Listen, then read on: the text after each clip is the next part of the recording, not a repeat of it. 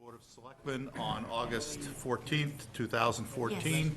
It's in With your me tonight table are documents. Selectmen Yeah. Mariano Golboff, No, it's just what you sent me today. Lance Grensback, I had table Dave documents. Arico, and Mike Betancourt. Also attending as the town manager, Richard Howard, and our recording secretary, Patty Maughan, and our town council, Art Krieger. Tonight is going to be a little bit like watching the paint dry. We have a number of issues to cover, including a number of setting priorities for the expenditure of funds going forward. We have the Capital Planning Committee here tonight, and this will be a kind of a joint, a portion of this meeting will be a joint session with that committee in order to try to establish some priorities for our capital projects. Our next meeting will be this coming Friday at 9:30 a.m. That purpose of that meeting will be at 9:30. 8:30. It's 8:30, I think. 9:30. 9:30. 8:30. 8:30. Okay. Well, figured 8:30, 9. 8:30 it is. 9:30. All right, 8:30. Gotta get on it. All right. Which will be, then following that, we have a meeting on August 28th, which is a regular session. We also will have meetings on September 11th and September 25th at this moment. I think it's appropriate to mention that this past weekend, we had a rather difficult situation occur in Charlottesville, Virginia, and I think just wanted to make a mention to everybody that I think here in Winchester, I hope everybody enjoys the diversity of our community, our growing diversity, and we recognize that there's no place for hate and for bigotry in this community.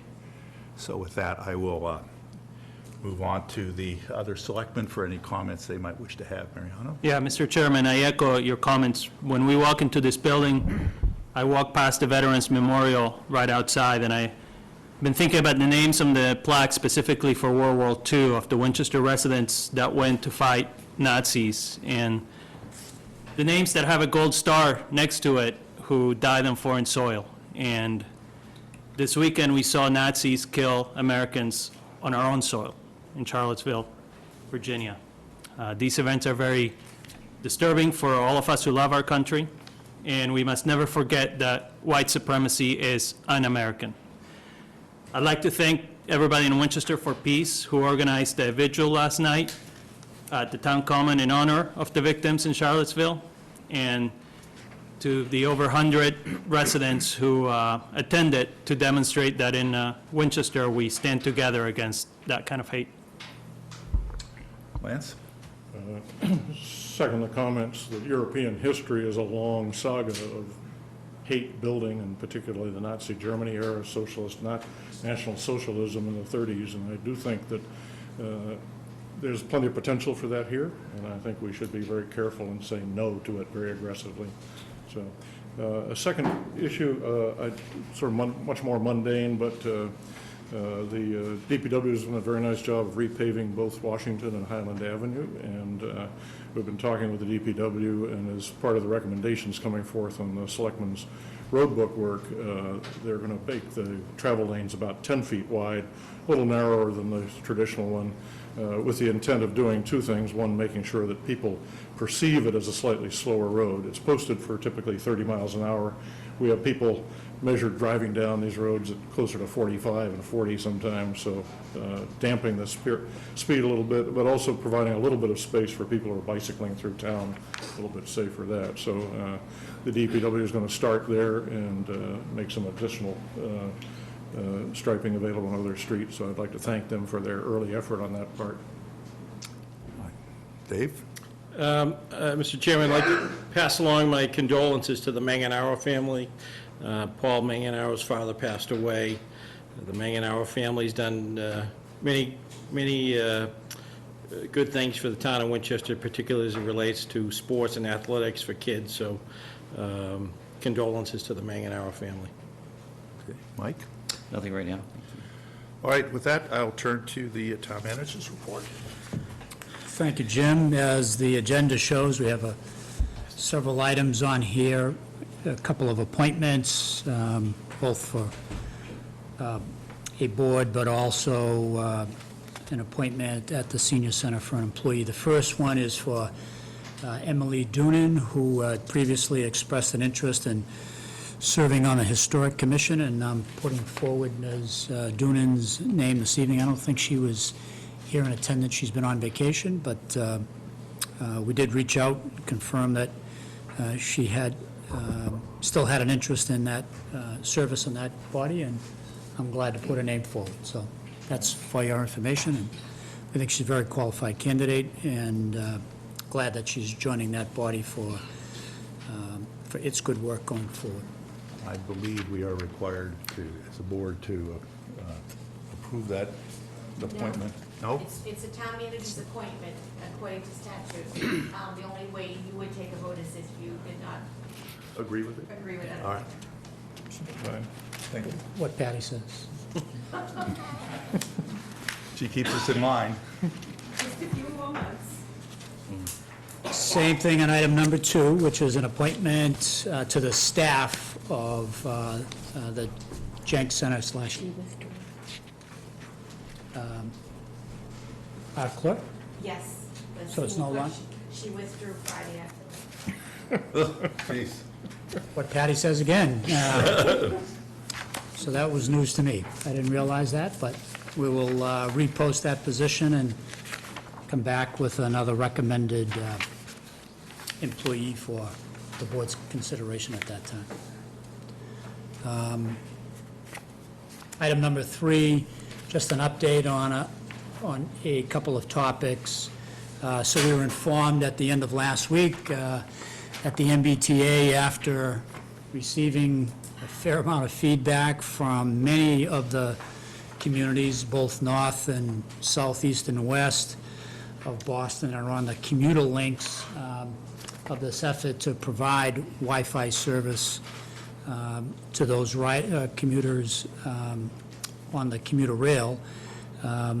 Many communities expressed their concern about the infrastructure that was going to be needed to support rolling out that initiative. There was a fair amount of pushback by many of the communities, and our own legislative team, both Representative Day and Senator Lewis, went in and expressed their very severe concern about how this program was proposed to be rolled out, and as a result, we've given you the kind of update that as of Friday, the MBTA has seen fit to not go forward on the project and not implement the plan as designed, so they'll be taking a step back and hopefully coming back with a plan that does service the commuters, but at the same time is a little bit less intrusive to communities and to neighborhoods. So I want to thank Representative Day and Senator Lewis for their good work on that. As well, as you know, the legislature and the governor recently put into effect a new piece of legislation that deals with recreational marijuana and its authority to be used throughout the Commonwealth. So Anderson Krager and I, Art, who's right behind me right here, have talked about the process that would probably be recommended to the board. And in turn, as we kind of hinted the last time, we think what's needed is ultimately a bylaw, which ends up being voted by town meeting.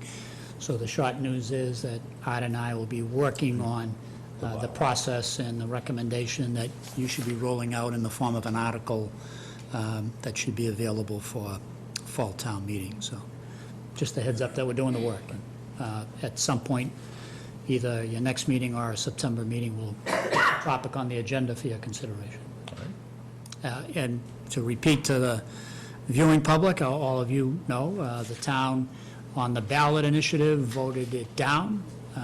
So we do have the ability, if the board desires to recommend and town meeting desires to pass, to not have recreational marijuana shops in the town. So that's a topic that you'll take up at a later date. Mr. Chairman, could I, so would that be if the board chose to not allow it, you would have a bylaw still, but the bylaw would just say that it's not allowed? Not allowed. Yes. Okay. And just for those, the way the legislation reads, that if the town voted in favor of the marijuana law, you would have to hold a townwide referendum. But whereas the Winchester voted overwhelmingly against the marijuana law, we have the ability to, ban marijuana dispensaries in town with a simple vote of town meeting by creating a bylaw, which is a much simpler process. Again, just to go over that again, I thought, do the selectmen have the ability to say no, or is it? No, that was the original report that came out in the Boston Globe. Yeah. But, when the town council read the bill in its entirety, they Yeah. came to the conclusion that what was required was a bylaw, but it was It's the legislative body of the municipality. so. The selectmen will recommend one way or the other as they do other warrant articles, Yeah. but it'll be up to town meeting. The Attorney General is currently taking the position that it's a kind of zoning bylaw, and therefore would require two-thirds. of town Two-thirds meeting. vote. We don't think that's right, and I think various municipal interests are in discussion with the AG about that. We think it's just a regular bylaw, but that's not yet nailed down. Dave? Not to be Mr. Negative, but what happens if it gets rejected at town meeting? That does happen every now and then. Then it's open for somebody to propose to Yeah. cite a shop like they would any other commercial entity. So it would be deemed not rejected, and individuals or somebody would be able to, Yeah, there is, I forget the time in the legislation where No. entities can begin to propose to establish a business in the town. It's, So that raises the strategic question, whether you want fallback warrant articles in case it's not banned. Do you ban certain classes of establishment? zoning, at that point, you're into a zoning So, bylaw yeah, that would regulations. restrict it to certain areas, right? Yeah, you probably don't want to have it be all or nothing, depending on the town meeting vote. Probably want to have a menu a little bit. so just, I don't know, maybe I'm thinking about this too deeply, but if the selectmen proposed to allow it and then it got rejected at town meeting, would that still be allowing anybody, Yes, you know?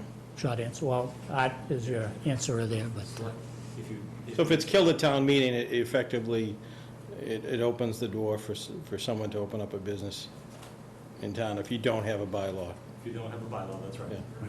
And then last thing, is there still, unless that's changed too, was there an 18-month window for, there is, for those towns that need not only legislative local action, but ballot activity as well, then there's a suspension of, You would need pass a moratorium so that you would have a chance Right.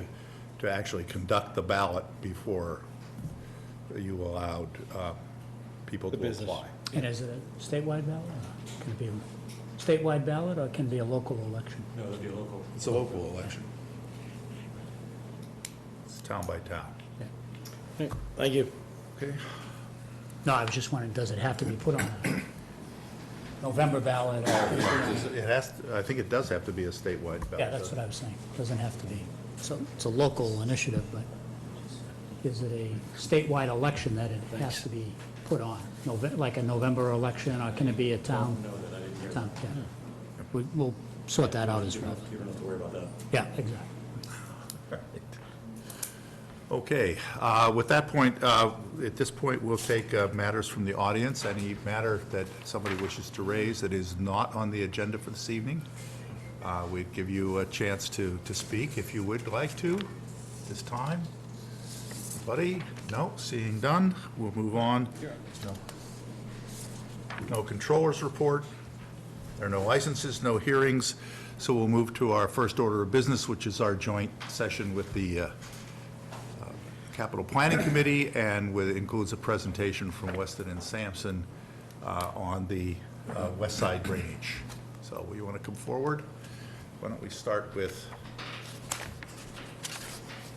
you, and then we can bring up the Capital Planning Committee or those members who are in attendance. Dave is with consultant Weston and Sampson. Sampson. Yes, if you Thank you for the opportunity to speak. I've pulled together a couple of slides here that hopefully will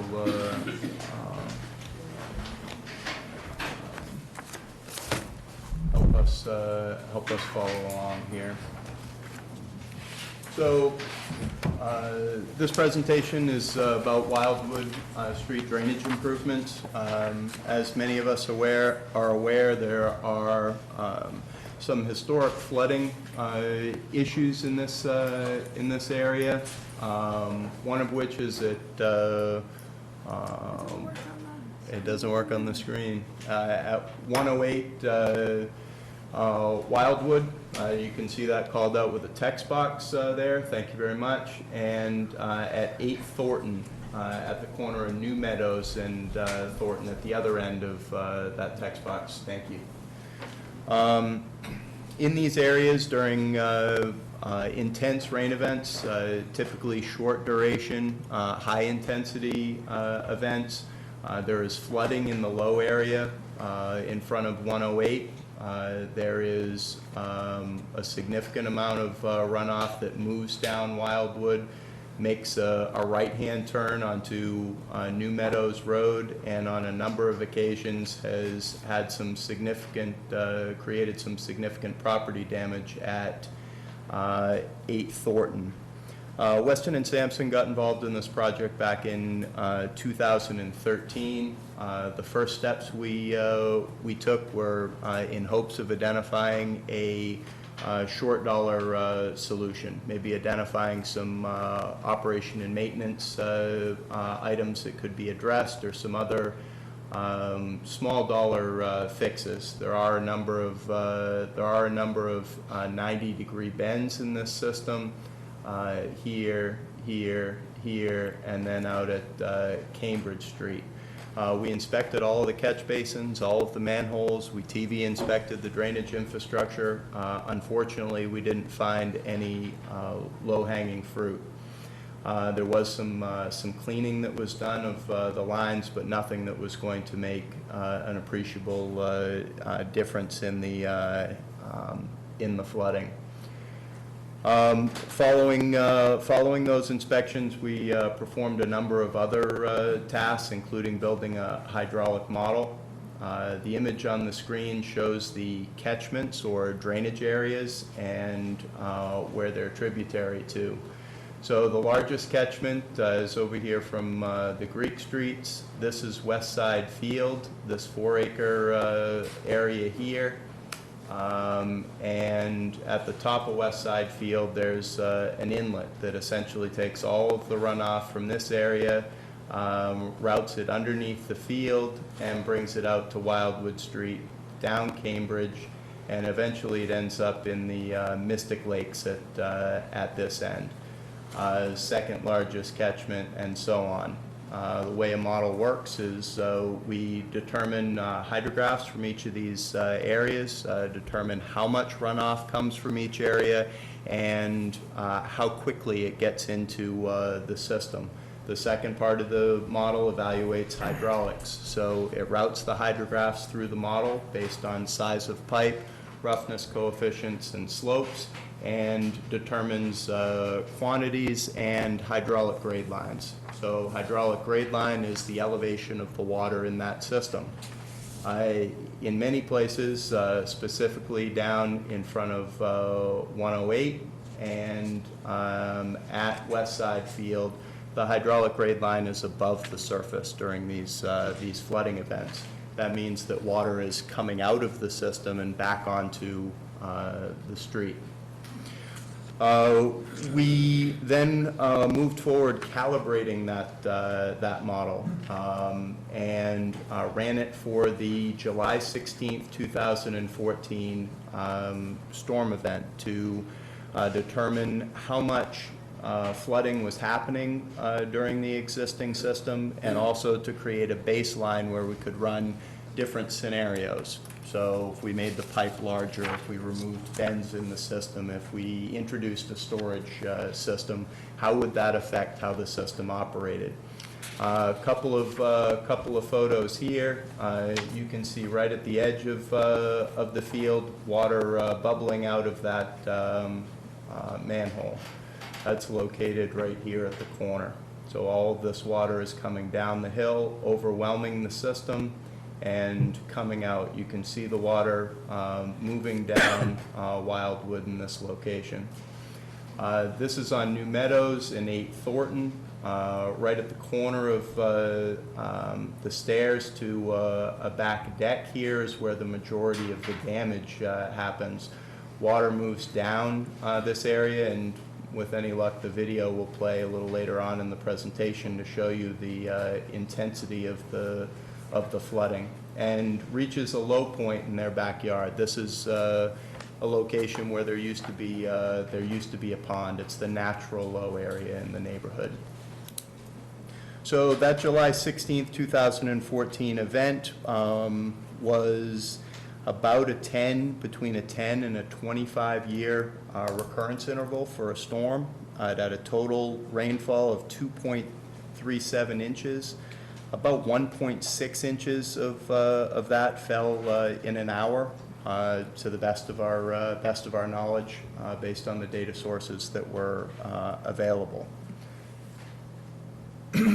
So, recognizing that those summer thunderstorm type rainfall events are causing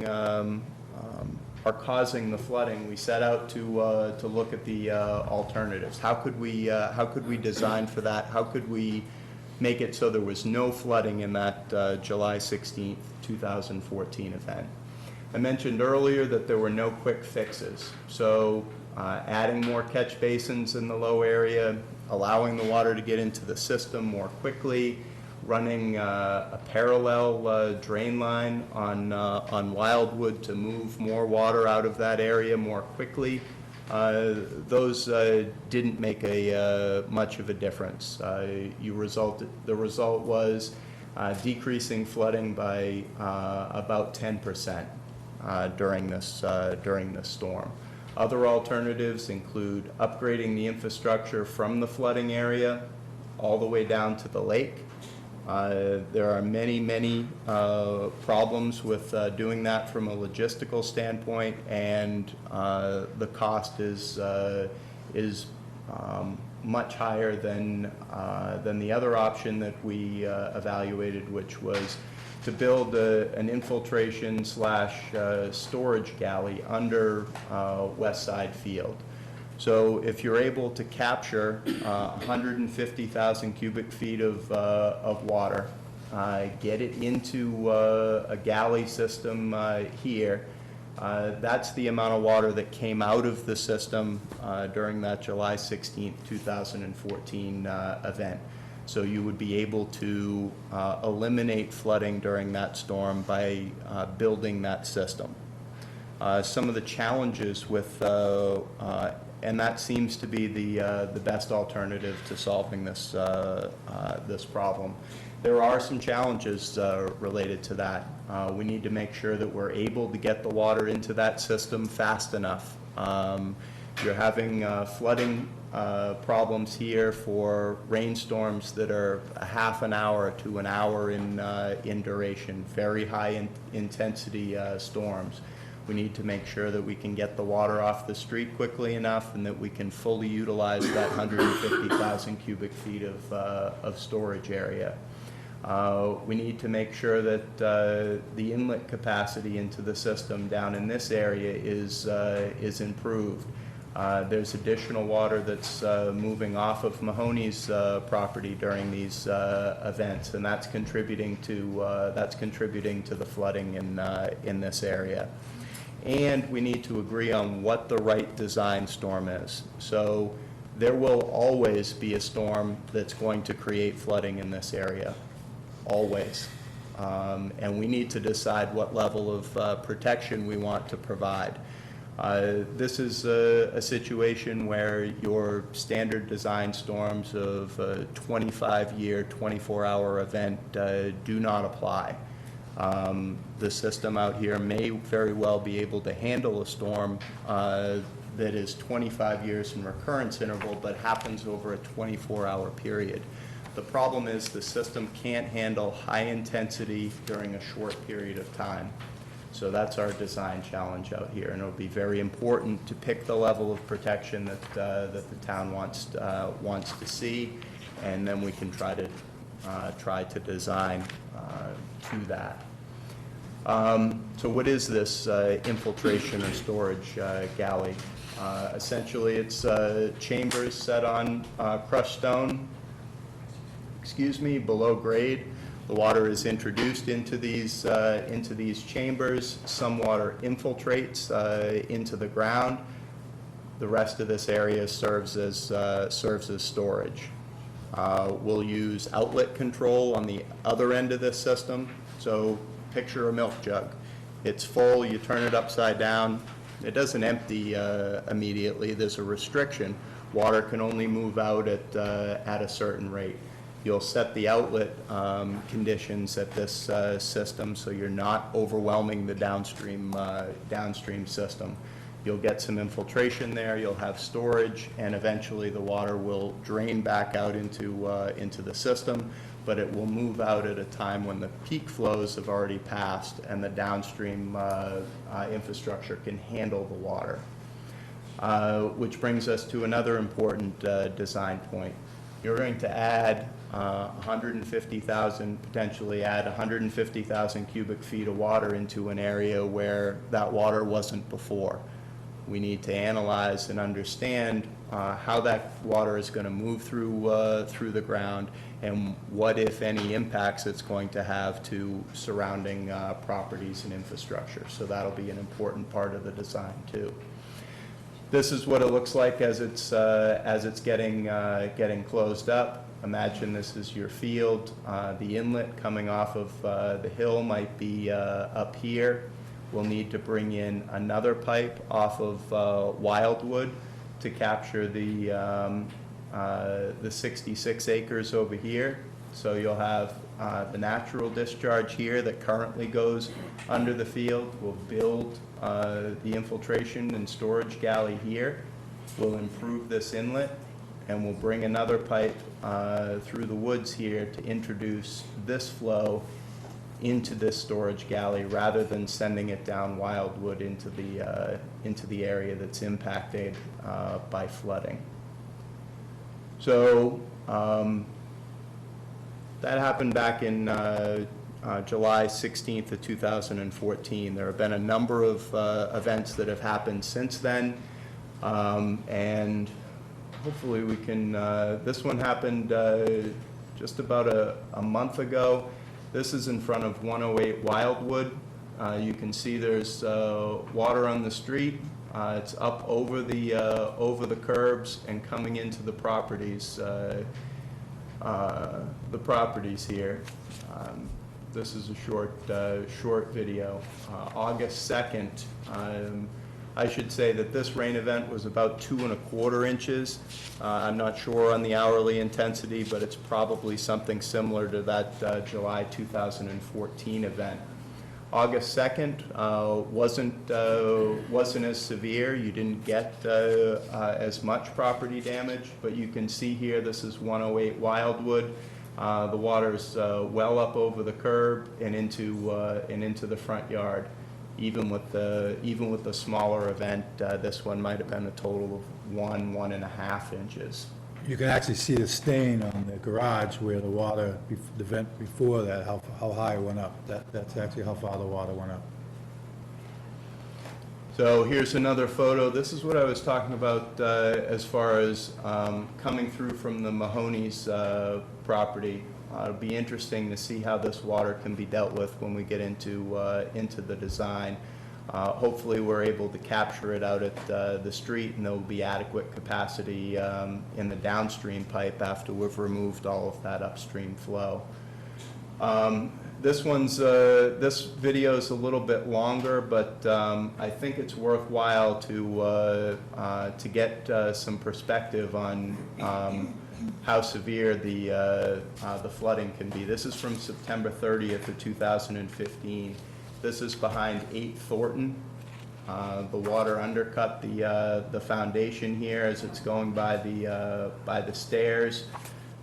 You can see the water is well over the curb line and flowing onto private property. This is a DPW video. Depending on how long you want to watch this, you can see the severe flooding here. We're going to move our way up New Meadows and take a left-hand turn onto Wildwood. As you reach this intersection here, there's a catch basin right here on the side of the street, and it's pushing water, not in. It's not taking water in. It's pushing water out, making the flooding even worse. So we'll move up here.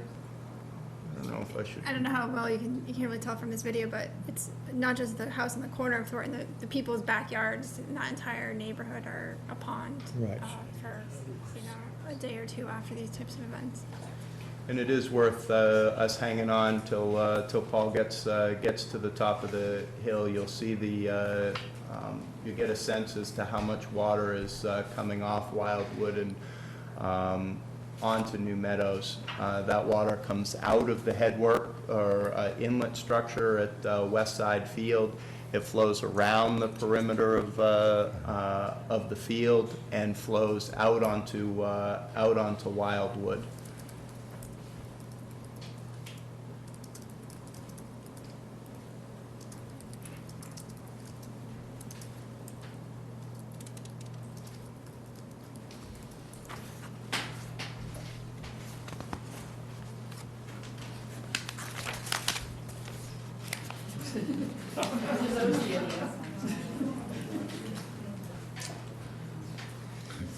Paul's going to walk on the sidewalk here, yet he is still he's still in pretty deep water. You get waves crashing against the fence. You get a pretty good sense as to what the volume of water is. We're looking up the hill. To the left is the 66 acres, or 63 acres, and to the right behind the field is the 77 acres. There's a little bit more here, but I think you probably get the idea.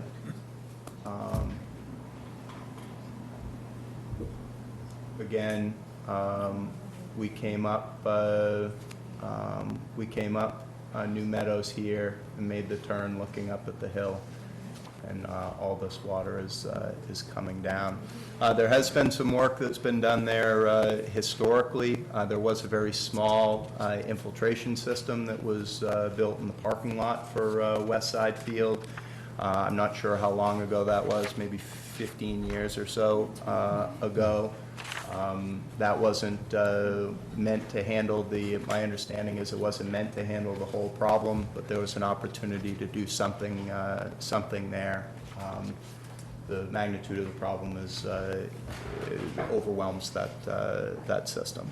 To touch briefly on again on the alternatives, upgrade catch basins on Wildwood, again, to improve the rate at which water would get into the existing system, would cost a little more than $300,000 as a planning level of estimate. That would not reduce flooding in any meaningful way. If you built a parallel relief line on Wildwood out to Cambridge Street, that's about a little less than $400,000 and would reduce flooding by approximately 11%. Again, all these numbers are based on the July 2014 storm. The field storage, which is the recommended alternative at this point, is roughly $3 million, and that includes upgrades to some of the infrastructure on Wildwood. And there were two versions of updating the infrastructure from Wildwood all the way down to the lake. And those estimates ranged around 5 million, 5.1 million. And if those were to be considered, there'd need to be some additional evaluation there. It's my understanding that that pipe goes underneath several buildings as it goes, as it gets closer to the lake. So if that's something that the board wished to consider, would want to look at that a little more closely. Jay? Covered everything, yeah. The chambers that Dave's talking about would be on the west side field, Field A, which is the first field on the left, right? That pretty much the chamber would be in the outfield of the west side field and A field.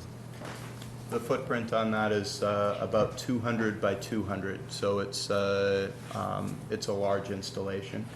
And I believe the height of those chambers that are required to get that amount of storage, I believe, would use they're either 42 or 48 inches tall. Have we done borings in that field to determine? It's a good question. Borings have not been done, but Jay did a test pit for us out there, a test pit to about 10 feet. After you get down about a foot, you're in medium to coarse sand and gravel. And we did not, at least during that excavation, encounter groundwater. As part of the design, we're definitely going to want to do a little bit more exploration there. We'll want to understand what the material is to a deeper elevation, and we'll want to get a good sense as to where that groundwater is. That'll be really important to us, understanding how that water will move if it's, call it, mounded in that location. Mike? Jay, it's always difficult to anticipate these floods, and we say 25-year flood, 50-year, 100-year, but has the amount of water coming through that area increased in the last 10 to 20 years? And, if it has, which it seems like it has, do we think that's because a lot of these catchments have been built out, recently in the past year with new houses and new homes and impervious surface, or no? Yeah. I don't think Yeah. it has much to do with the new development that we've seen. All of the new development that was done in the Greek streets over the past, 2 to 3 years, we required them to put infiltration systems in to accommodate the new homes that were being constructed.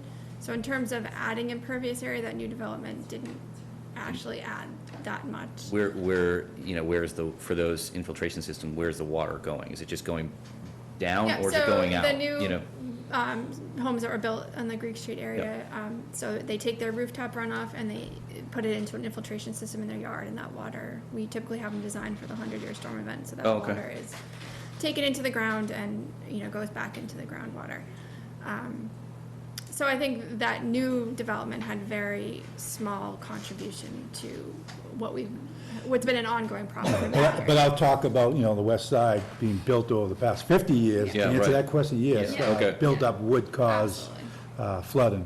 It's not only causing flooding down on the New Meadows area, it's actually washing out all the way from the Lexington line. This past 2 storms, we lost a bunch of sidewalks going up to Johnson Road to the Lexington line. So it's actually affecting all the way up from Lexington all the way down, where the roads are washing out. Okay. Helen, I see a hand in the back. Dave. Jim, could you ask David if he has copies of the proposal for the capital planning committee, please? Something in writing you could look at? Yeah, we'll get you a copy, Helen. Yep. Okay, because we have another copy. Dave? A few questions, just looking at the materials I received. So in March of 15, the estimate was $1.8 million, and then in January of 16, it's 2.6. What was any reasoning for that bump? I like the first one better. So there was a lot of work done between 2015 and 2016 on Weston Sampson's part to refine. This was like a very preliminary estimate and based on very little actual field information. So, and they did a more detailed hydraulic model. Yeah, between- there was an opportunity to run some more scenarios in the model. There was an opportunity to get out and do some additional survey work to understand whether it was possible to get the lines there. So, yes, it increased. It increased as our understanding of the conditions increased. Were you able to quantify, so you've got water coming from two catchments, the 77 acre and the 63 acres. Are you able to quantify, like, what percentage is coming from? Yeah, I don't have all those numbers off the top of my head, but I could certainly provide them to you if you were interested in it. No, again, just thinking out loud, but, so, the drainage system would be within the 77 acres or the 4 acres, is it 4 acres or? Yes, the, 4 the acres field? here, yeah. And then you're gonna have a piping system from the 63 acres into that, how is that gonna go from the 63 acres to the chamber system? Yes. Yeah. So right now, both those drainage areas come together on Wildwood. They come together Right, at but this point. Right. so the 63 acre line is gonna be heading back towards, So he's Yeah, gonna, before he's gonna it- cut it off before the field and bring it, pipe it over. So as you come down the hill, just before you get to the line of the field, that pipe would go to the left towards the field in this direction here. It's piped to this, the point, and then as it goes through the woods here, this is overland flow, this is a little stream channel here.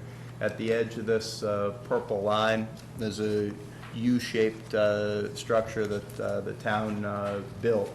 That's the inlet that gets you into the existing piping system. Essentially, we would bring the 63 acres over here, and both the 77 and the 66 would enter this chamber here. It would be retained, infiltrated potentially to some degree, and its introduction to this downstream piping where the flooding occurs would be delayed.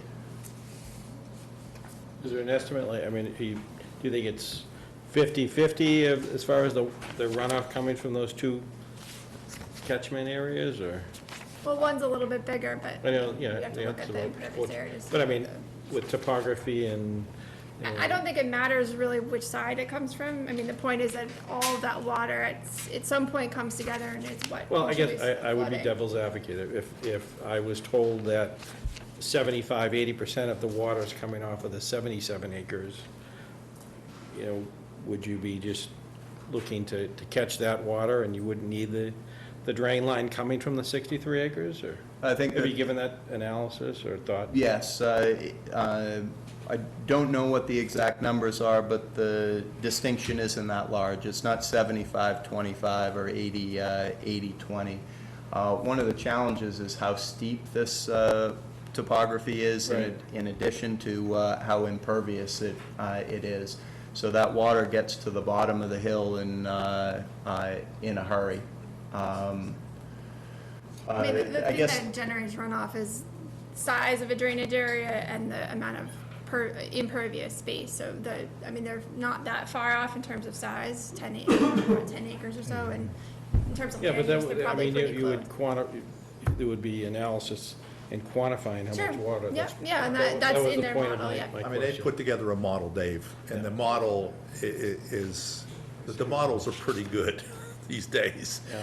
I'd be happy to provide a table that gives you, what the model generates in the storm event, the percentages from which it comes, if that's helpful. Again, just looking at the balancing act of doing something to correct something versus, the financial cost. When you look at, you've got five options, and a couple of them in the 300,000, then you get up to 5 million. So it's just looking at it from a financial perspective in addition to getting the job done. That's why I was just asking if that analysis might have been done. Well, just to let everyone know, we did this in Manchester Field, the same type of chambers to stop the flooding on Manchester Road and Cutton, and that's actually been very successful since we've done it. Jackie, I see a hand back there. Sorry, but just a really quick question as far as sources, just to follow up on Selectman Enrique's question. There was a comment and during the presentation about Mahoney's. I'm just kind of curious whether or not we're aware of if there's a built-in drainage system around that area of the perimeter, and if not, what percentage you think might be attributable to hardscape coming from that site, if any? I mean, it sounds like you noted that some might be coming from there, so just curious. And whether or not mitigating or encouraging a better system along that perimeter might, even though admittedly a smaller impact, but nevertheless might assist and enable the town maybe to have, some percentage smaller system. Yeah, I think it's an important question, and as we look at the design challenges here, and to your point, that it's going to be very important as the design moves on to understand, after removing these two basins from the system, how much capacity is left in this pipe, because then the challenge is, what's the best way to capture the flow that's coming from Mahoney's? Can it be introduced through a series of catch basins in this area? And does the existing infrastructure have capacity for it during the July 2014 event, or whatever we choose to design for? It's also interesting that information collected by Jay and his staff seems to vary a little bit as to the amount of water that comes through this. There's a little sort of dead end across from New Meadows in here. Yeah, can you go back to that picture? Yeah. Let's see. Oops.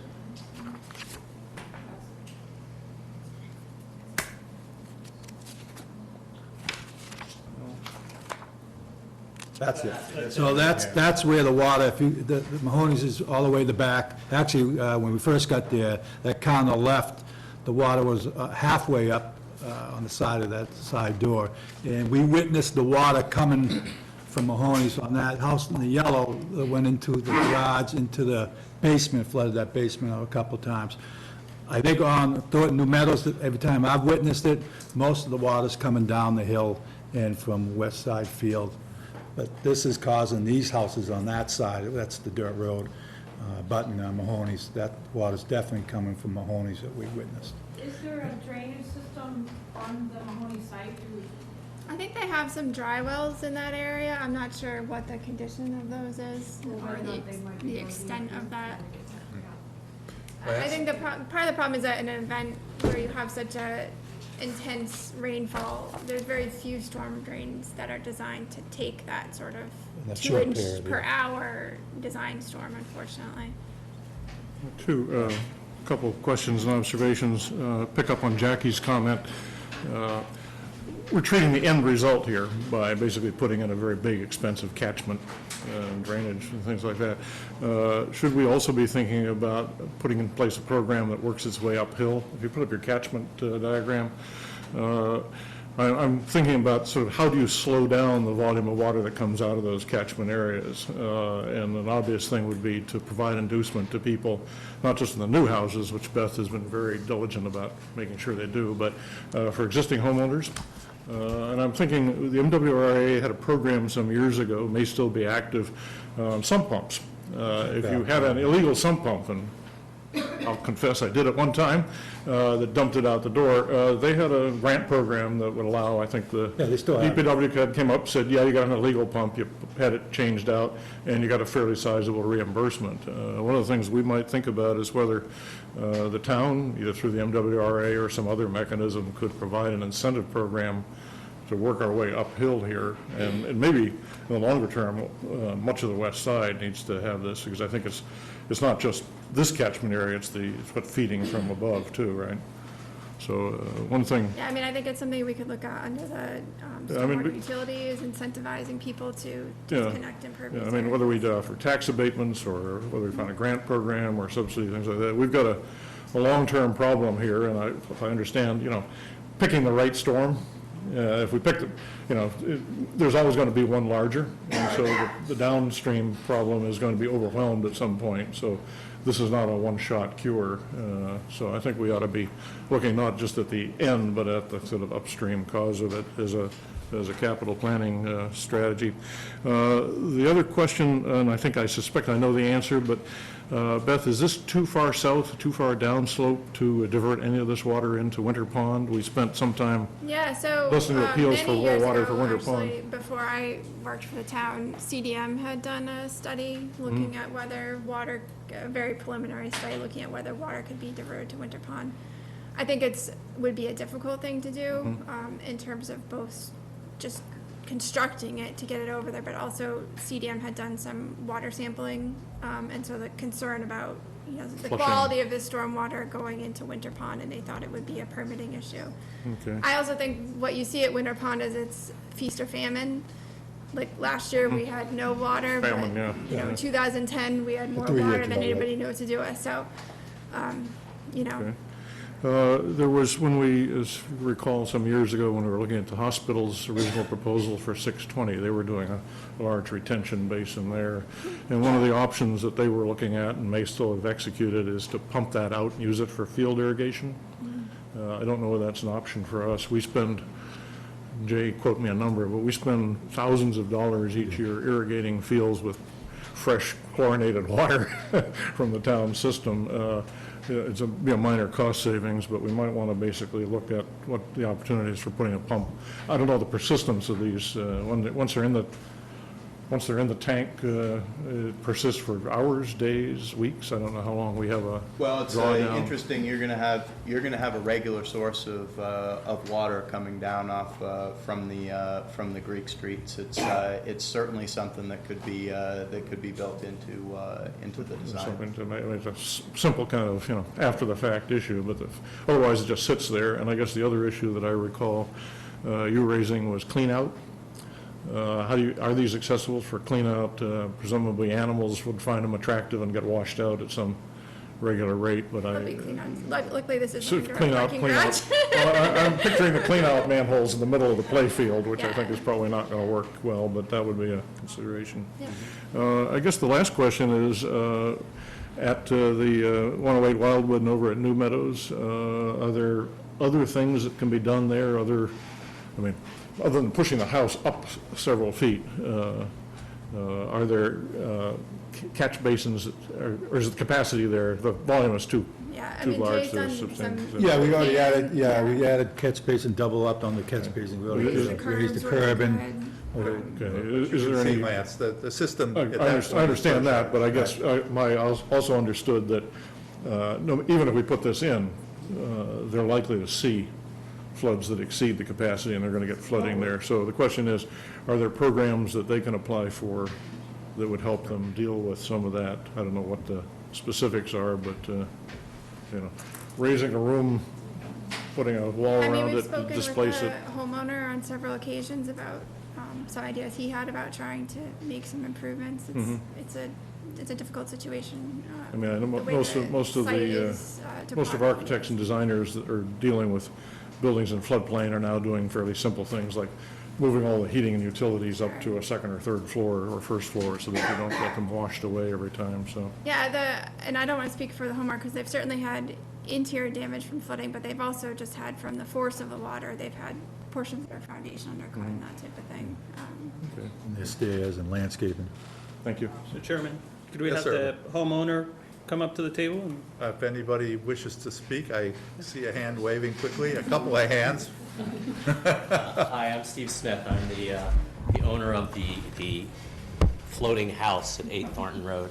I have a website that I maintain for our neighborhood. You want to raise your hands if you're here from our neighborhood? And there are multiple people emailed me and said that they could not make it tonight, including Sherry and Bill Miller, who live at 108 Wildwood. This is a long-term problem. We've lived in Winchester since 1994. This is, I think, the third time that I've come to a meeting with the Board of Selectmen. Oh my God, I'm not sure I can do this and talk at the same time.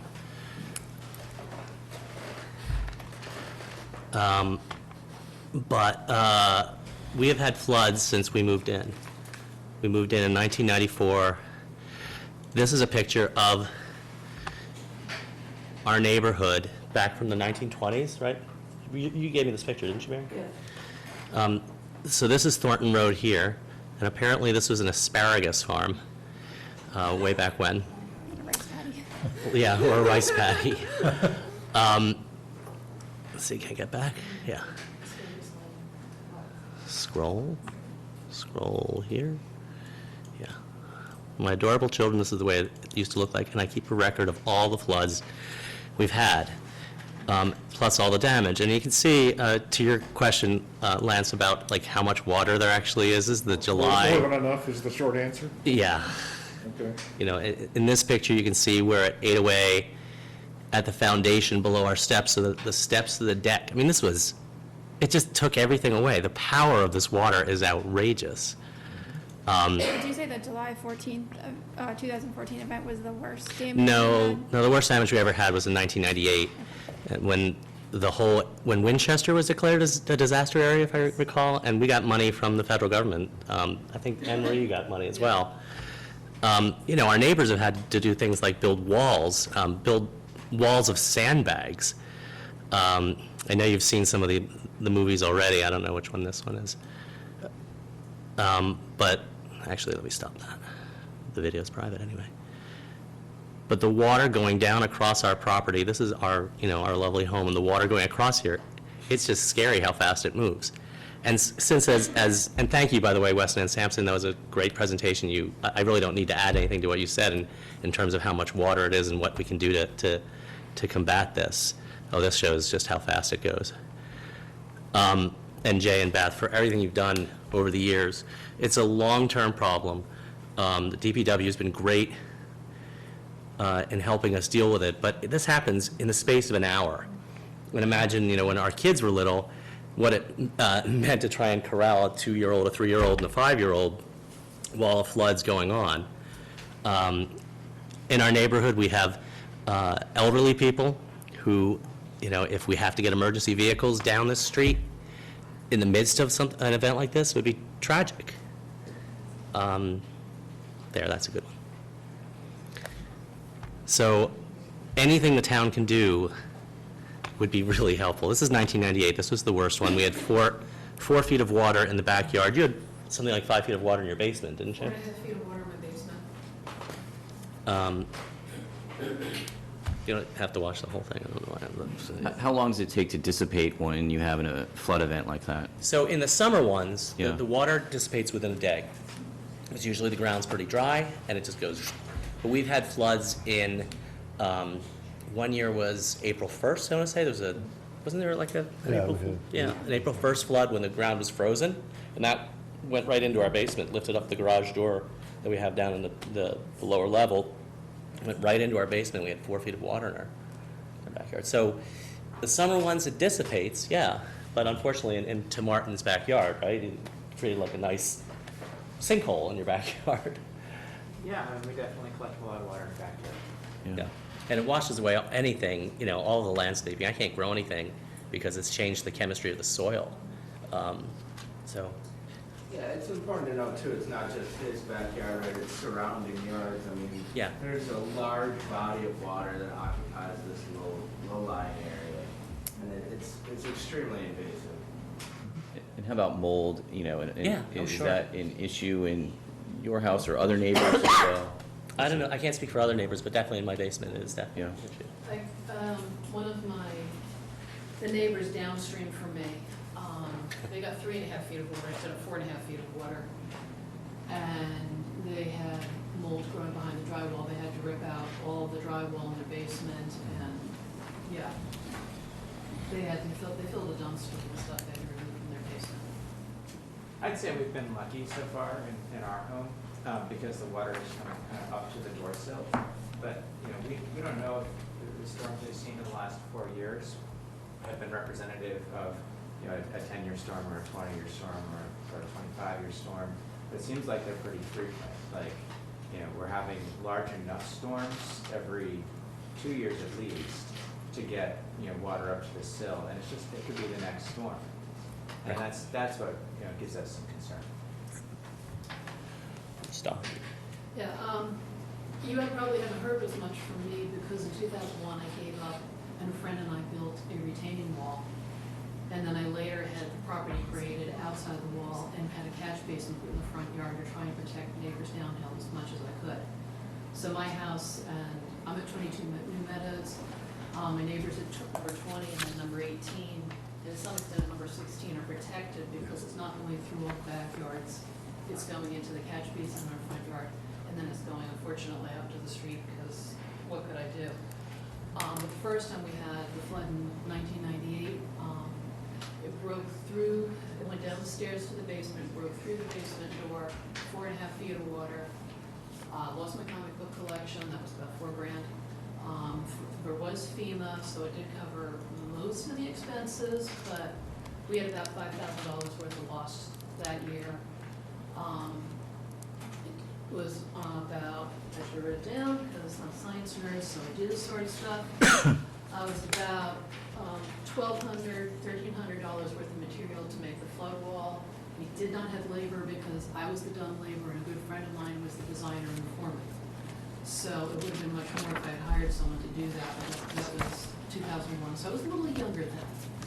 And since then, I have had the grading work done, and I've had rubber tar material run on the outside of the wall, down a couple of feet below the wall, to replace the sandbags, which I was having to replace sandbags every 2 years, and let's be honest, they're ugly, and they don't work as well. But that work ran me $3,585, and I'm gonna have to have some more work on one end of the wall because in the flood we had this summer, we got about 10 gallons of seepage in the basement, and it was undermining the one part of the wall that wasn't reinforced. So it's had a financial impact. Sure. But we managed to protect at least 4 of the houses in the neighborhood, and you haven't been hearing me call because we protected ourselves because we kind of gave up. In terms of the Excuse me, financial could you- cost to us, it's been about $20,000. Could you just identify yourself for the record? Oh, certainly. Anne Marie Scholler, 22 New Meadows Road. And if you want my numbers and pictures, I got them. This is actually her basement. That's the 4.5 Yeah, that was the feet stairs water down she's to the talking about. basement from the outside. All right, I think, Helen. I have a question from Chris Nixon, who's watching this on TV. He wants to know if the catch basins are done, how do you know they're gonna be empty after the storm, and how do you measure what's left in them? Can you measure? Is there a way? In the infiltration basin? Is that what you're talking about? Yeah. Yeah. So they'll be designed one or two ways, depending on, I'm not sure which way to look. They'll be designed one of two ways, depending on the results of the geotechnical investigation and the level of water. They can be designed, or maybe 3 ways. They can be designed strictly as storage, meaning the water goes in, it fills up, there's a smaller pipe at the outlet, and it slowly bleeds into the system. That'll all be set up on gravity, so it all drains out. So it's goes from empty to full to empty again after the storm. It can be set up to be a combination of storage and infiltration. So instead of a closed system, it's open bottom with the stone that you saw in the pictures.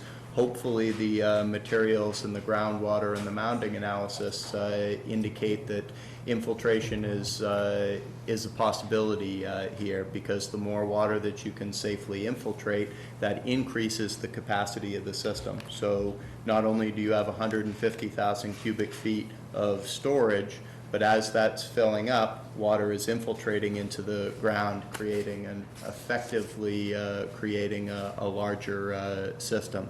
In that case, the water will infiltrate, and it will also be set up on gravity so that it too empties 100% at the end.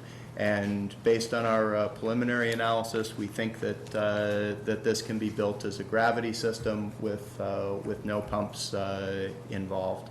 That'll obviously be confirmed as the design work moves forward. It's much less desirable if there needs to be pumping here, and I don't think that you'll need that. In terms of how long it would take for it to leave the system, it would be on the order of days. We're not talking about Months. months. Oh, correct, yes, yes. Yeah, it'll be a function of the outlet size. Right. Yeah, and the infiltrative capacity as well, so, yeah. Whatever you set. I would say to Lance, I suspect that using the water for irrigation is as attractive as it is, because you could create a heel in the tank simply by raising the outlet level, that you could use that water to pump out, but then you probably want a backup system, and connecting a stormwater system to a drinking water system doesn't work. I would think that the way to do it would not be to pump out of that system, but to put an auxiliary tank off to the side that would fill as the structure was being filled. You wouldn't, depending on how it works out, you may not have 100% irrigation there, but there's a potential that you could have that you could irrigate the field for some portion of the year based on the water from the system. So it's certainly something that we'll evaluate. But you couldn't have a T with Oh, a no, couple of I- valves no, that allow no. just drinking water and then this water to I believe go into the irrigation Beth system. would object to that, so. Yes, she's nodding. All right, I see a hand in the back. Yes, sir. Hi, Jim Bowers from Winchester Boat Club. We'd be very much in favor of anything that removed, the gentleman made a comment about the water ending up in the Mystic Lake, and I think Beth made a comment about it not wanting to run into Winter Pond. We certainly don't want it in the Mystic Lake. We already spend thousands of dollars every year removing silt from the lake, as well as treating for nuisance vegetation as a result of the silting and the weed growth that results from the extra sunlight going down and the nutrients going into the water. So we're very much in favor of anything that removes such runoff from the Mystic Lake. Thank you. Which raises a question, Beth. Do you think that by taking some of this water out of the system would relieve some of the pressure of the flooding that occurs down on Everett Avenue? Certainly, yeah. But what's the impact on the stormwater regulations, the permitting process that's coming through on That's cleaning it? for, I Yeah. think this would only be looked on favorably under that process. Sorry? Favorably. Favorably. Yeah. Yes, sir. Please identify yourself. Yes, Todd Hewlett, I live at 47 Everett Avenue. To the point raised earlier about things that may reduce the rate at which water flows to the bottom of these catchment areas, an instructive example may be what was done at Myopia Road in 2001 when Bob Conway, the engineer, put curbing in and new catch basins there.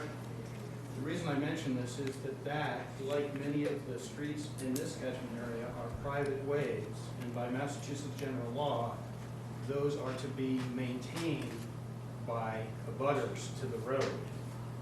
Now, Mr. Gill, I know, because of public safety concerns or whatever, will clean out those catch basins periodically, but they're probably not maintained to the level that they could be and should be to reduce the rate of runoff from properties abutting private ways in town. It hasn't solved the problem at Everett Avenue, but it made a big difference. It made a big difference. Okay, thank you. Mr. All Chair, right. I don't know if this is a question for Richard or for the Capital Planning Committee, but I know a couple of years ago, there was some money that was transferred for this project, about $250,000 or $300,000, money that was specifically bonded for flooding issues, and that's why we could use it for this. Do we know what the balance is in that fund? I don't, Mariano, no. Helen. May I Yeah. make a comment? Yeah, well, actually, I was just going to say, I think maybe it's time for the capital planning committee to come up to the table. I think we kind of beat this topic to death a little bit. So at this point, we'll have members of the capital planning committee join us at the table. You may, yes. Thank you, Dave. Excellent presentation.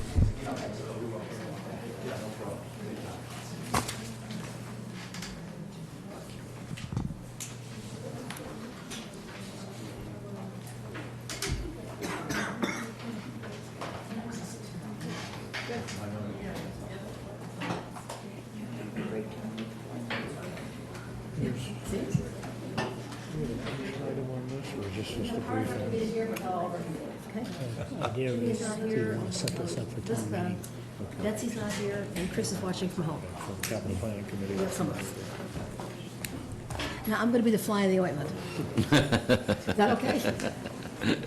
I wouldn't expect anything less. Oh, thanks.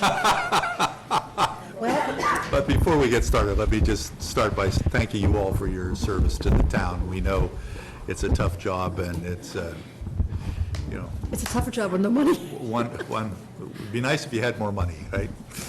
Well, as you know, we're about ready to finalize our recommendations to you for the next year's budget. Always on top of our list are the flood mitigation projects, which are your favorite things, and we've come a long way. There were 14 projects initially, we're down to 2 more left, so 12 are finished. My understanding from Richard is a possibility of $2.5 million for one of these projects, but availability is not known yet, correct? Possibility, and, Okay. right.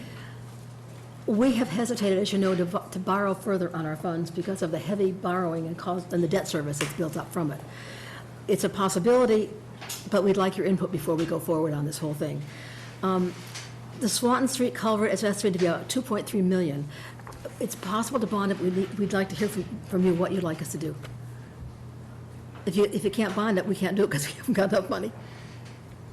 So Yeah, what's your well, sense? it's a separate project topic, but I think management's kind of initial recommendation here is to the Swanton Street project is to seek those funds, now that we have a better estimate, that information has come in from VHB, to seek those funds from the environmental bond bill in the legislature, as we did the last time for the work that's been done out here and at Horn Pond, and try to convince the state that the money should be released in an effort to make the Swanton Street project happen. That would leave the Morocco culvert Right. as kind of the last town piece of infrastructure that would have to happen to complete the permit.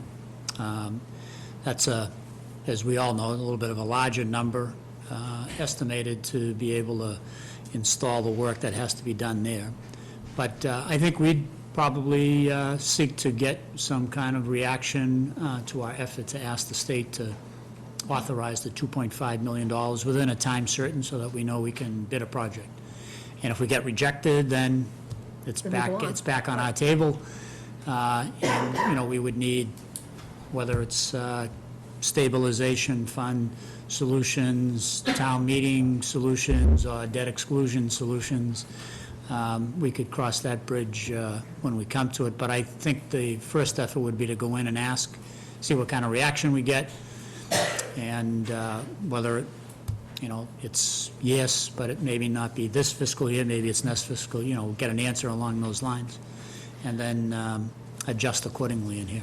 So that would be our initial approach to the Swanton Street project. So we're not there yet?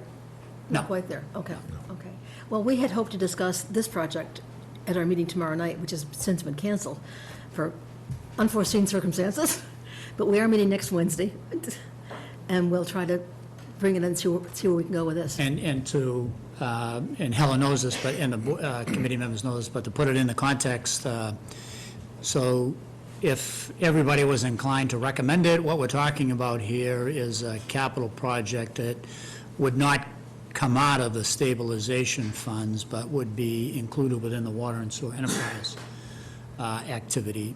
So it would obviously be a town meeting, it would be a capital article that in theory, both the committee and the board were recommending the town meeting to authorize, but the funds, it wouldn't be a debt exclusion, it would just be something that we would, in the end, if you're inclined to do it, the way Dave Elmer has kind of outlined it here, if that's the design solution that we're kind of striving for, then we would try to get you an analysis on the rates within the Water, Sewer, and Enterprise Fund, and whether or not a project of this size would have an impact on the rates as you currently establish them. If you remember, you went in for your last 2% increase last town meeting, so we would have to give you an analysis as to whether or not a project of this size could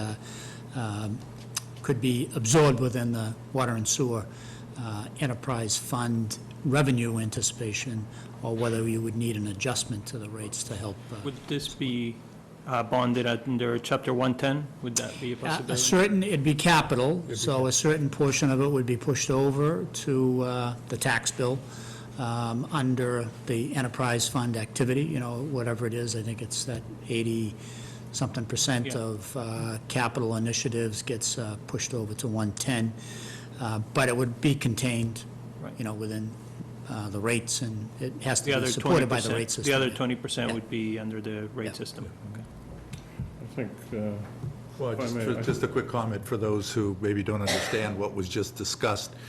The town has the option of moving capital money being spent on water in the Water and Sewer Enterprise Fund over onto your tax bill through what's called Chapter 110. interest payments. And Interest On payments, I think. capital. Interest payments. interest payments. And that, what that does is it allow, instead of, a water rate that you would pay but couldn't deduct from your taxes, you have an item that is part of your property taxes that is deductible. And so there is a benefit to the taxpayer to have us do this. So. I'd like to request that the Capital Planning Committee take a look at pairing a Wildwood project with a catchment program, a longer-term one. I think if we're going to be borrowing money for a $2 or $3 million infiltration system under the field, we need to pair that with a longer-term incentive program. Again, I don't know the details, and I think you'd be looking at initially at the catchment areas 1, 2, and 3, but maybe further uphill on the west side. We've created this problem by building on a pond and building uphill of it and let it all flush down. I think Beth and Jay have done an excellent job in the last years of enforcing the zoning regulations that say stormwater can't flow off more now than before. But I think an incentive program, modeled perhaps after the sump pump program the MWRA launched, absolutely necessary. I don't know that we need to get it all done in a year.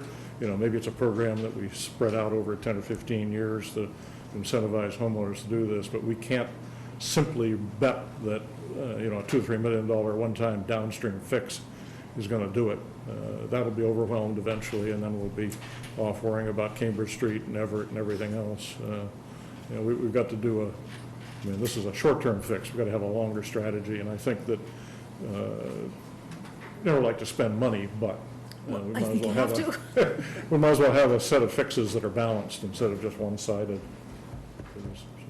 I'd very much like to request that the capital planning. Installing an infiltration system is fairly short money. Yeah, but it needs to be done broadly, and we can talk with, either through the bylaws of zoning requirements that, give people an incentive to, even if you've been in your house for 20 years and there's nothing there, can you put in dry wells and begin to do this? Because eventually it will also pay off, I think, Jim, in our stormwater permitting process, because we're eventually going to be required to clean up all the stormwater runoff, and that's millions upon millions that we don't want to spend if we don't have to. So sort of a two-part proposal would be, I think, necessary to. This is the right time. We have not completed our analysis yet. Get started on it. It doesn't have to solve it. But, I think at a certain point, too, we'll have to have a determination on the environmental bond bill, too, to see if we're going to be able to get any funds with that, because I think we've been waiting a couple of years hoping to get some assistance through the state, but we do need to move forward with these flood mitigation projects, and if the money's not going to come, then we need to look for some other avenues. We have the oft-mentioned linkage payment from the Winning Farm project that has just been approved by the ZBA, so maybe there's a portion of that that can offset the costs for the Swan Street project. the Helen smaller has of the spent all projects. that money. If I could, I would. 8 times. Well, I think that it should go to How a many other project. people have asked for that money? I know a lot of people have their, their eyes on that money, and it hasn't quite arrived yet, but at a certain point, I think we need to Yeah, put it towards a capital project that is part of, in really a 20-year program, like the flood mitigation program, and we need to complete that so then we can deal with other issues, as we can see, that keep, coming up with Wildwood, and we haven't, they're not going away, so. And not to complicate or kind of extend the whole discussion around capital and capital initiatives, but we should at least put a little further context on this whole thing for the kind of viewing public and those that are paying attention. The other thing that the town, the board, this board, we're all meeting, capital planning, EFPBC, the planning board, and FinCom, we're all meeting on Wednesday evening. And the topic of discussion for that night is getting a first look at what's being recommended by the school's master plan and the several sequential capital initiatives that at least are identified, not going to be immediately under consideration, but there is some sequencing to them. But one thing that'll come up very, very fast, depending upon how the various boards and commissions and town meeting wants to handle it, is whether or not there's some capital funds needed to quickly invest into the expansion of classroom space for the McCall Middle School. So Mike, I'm just kind of emphasizing your point, but Yeah. when we talk about available resources like the $1 million, payments that are coming in from projects like Winning Farm, it goes quick, we're talking about affordable housing, we've got a series of capital things that, Helen and the committee does a great job of juggling and moving around. You've got some school stuff, we've got, flood mitigation projects that we all would like, that this town has been studying and planning on and implementing for well over 10 years now. So there are these competing large-scale, big to medium-sized ticket items that will come in a little bit more focus on Wednesday night as we talk about that as well. When we think about the things that, this body will want to be recommending to town meeting, at least in the fall, and maybe even to the entire town in the form of debt exclusions for the spring of 2018, so that there are some real tough decisions, important ones that have to be made. And we'll have to try to take a look at every available resource, whether it's the stabilization funds, whether it's the water and sewer enterprise, whether it's our reserves, and the town residents' capacity to take on a little bit more taxing responsibility, depending upon what kinds of projects would be prioritized and put before them for consideration, So those are all in the mix, and capital has them all under consideration, and town meeting will be seeing several of these, depending upon board action over the coming month and 6 weeks or so, as we get articles prepared for November town meeting. But all of that will go into what do we have available, what are our priorities, And what are our requests? and what are the, what are the The requests this year demands? from Building Stabilization Fund are $7.950 million. From the Capital Stabilization Fund, the department requests are $5,546,525. There's no way we have that kind of money, Right. But this is ongoing. Yep. Capital is ongoing. You fix it 1 year, and 10 years need to redo the same thing. That's the way it is. But unfortunately, we've let it dry, Yeah. pretty much. So, Is this project included in those numbers? no. Those numbers do We include didn't phase have one them. and phase two at the Yeah. middle school. So Yeah, next so- week you'll be meeting, so it's possible to put this on the spreadsheet just so that. We will. Which do we put on? Well, all. Yeah, again, you would, it would not be an impact to their main source No, of but funding, which are underwater the sewer. two stabilization funds. It would be shifted over to the enterprise activity and the water and sewer. So it's not a direct impact, but, again, capital is the body that stands up before town meeting and recommends money be spent on certain things. So it's coming from somewhere. We're sharpening our pencils and making sure that all the numbers and the funds are accurate and up to date, because Lance and Mark and Meg and I met last week, and we're trying to get, make sure that we're working off the same page. Well, Helen, if we were to look at replenishing one of those funds through an override, which one would it be? Building, for sure, Hands yeah. down, yeah. That's It's where the the lowest. It's the one depletion that has is, the it's most the debt. lowest. They leveraged it for years, and the debt service is quite substantial. It will begin to ease out maybe next year, but not in great amounts, a little bit, so that there are lots of ongoing projects in the Building Stabilization Fund that we need to address that we can't. And is Jay still here? Yep. He knows the stuff that comes off of that we take off of that, Well, how much would you see that fund needing to be replenished? Would be interested to get some, I don't need an answer right now, No. but maybe, you might want to think about that to say, okay, if we were to replenish that fund, How much do we need? how Correct. much do we need? Correct. We can do that with pleasure. Yeah. I'm sure the number is a big one, probably bigger than we all want to talk Yeah, about, but The projects are there. Keeping in mind that requests this year are 7.9 million, so But as you're saying, a lot of that is the topic you'll be taking up on Wednesday night, which is Yes. the McCall So that- School, to be determined. right. Whether or not that gets taken out of your queue and put over here in a, Goes down by a lot. yeah, exactly. We do you go- have- I'm sorry, go ahead. Yeah, do you have those projects separated by which projects could be covered by a CPA? If we were to have a CPA that we could have matching funds? Which would be? I don't think that analysis is, yeah, Is that an analysis? historic, yeah, the historic, Didn't pass here, did it? No, it Well, didn't we pass. haven't. If it haven't were- proposed if it this, were. But if Voted we were down to. twice. Yes, exactly. So we didn't bother looking at that. But I would encourage us to look more than just next year and what's on the list Oh, yeah. there. I mean, Absolutely. we've paid to have VFA update the building inventory, and you're just about to get all that information. It's I coming. think they'll give us at least a 5 to 10-year picture of what they think ought to be done. And we can- Updating projects, updating numbers. And we can Right. discount some of that, but I think maybe to Jim's question, maybe sort of saying what, if we were to fund an additional 20% of what's needed, an additional 30, 40% or something like that, what would be the requirement on the building stabilization fund? Good topic for next week's meeting. We can come up with some numbers for you. Rather than pick a number, which No. it's all going to be inadequate, No, but right. give us some sort of a Yeah, we can do that. range that we can begin to Happy to look do at that. and talk about. Thank you. All right, any other things you wanted to raise with us while you're here? No, thank you.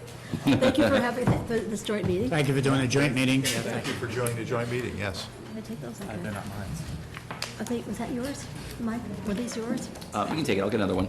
Thank you very much. I'll send them to the committee. I'll scan them and send them out. How's Okay. that? All right, next item of business is, Pat has that presentation. Maybe get some water. yeah. Could you bring me one too, Lance, please? Thank you. But you gotta get it. So we can take the boat club now? I think we've got a lot of folks here. Yeah, I was going to ask that we move that up. Yeah. I have to ask Pam if she has the ranking sheets on it. I know she doesn't.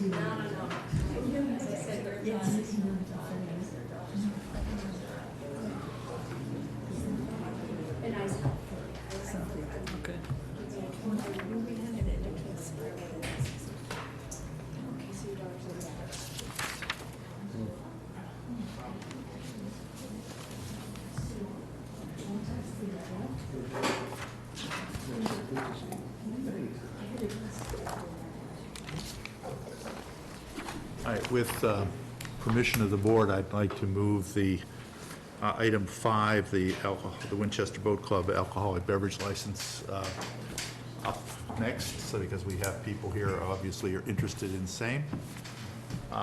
And with your permission, So moved, and perhaps 6 too. yes, 6 as well, yes. All right, 5 and 6. Second? So moving it up? Second. All in favor? Aye. Aye, thank you. All right, so we have before us a request from the Winchester Boat Club for alcoholic beverage licenses for August 21st, 22nd, 23rd, and 24th, with proposed hours being from 4 till 9 on 3 of those 4 days, and till 10 o'clock on the 23rd, I believe. I'm going to come sit at our table.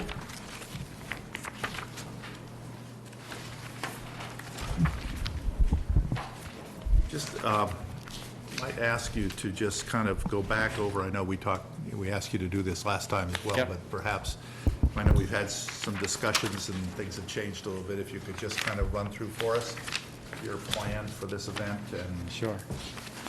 particularly the use of alcoholic beverages. Sure, absolutely. And Jim, also, the question of the day, what is a snipe boat? You have to Okay. explain that to us. Sure, and Jim Bowers with the Winchester Boat Club, for the record.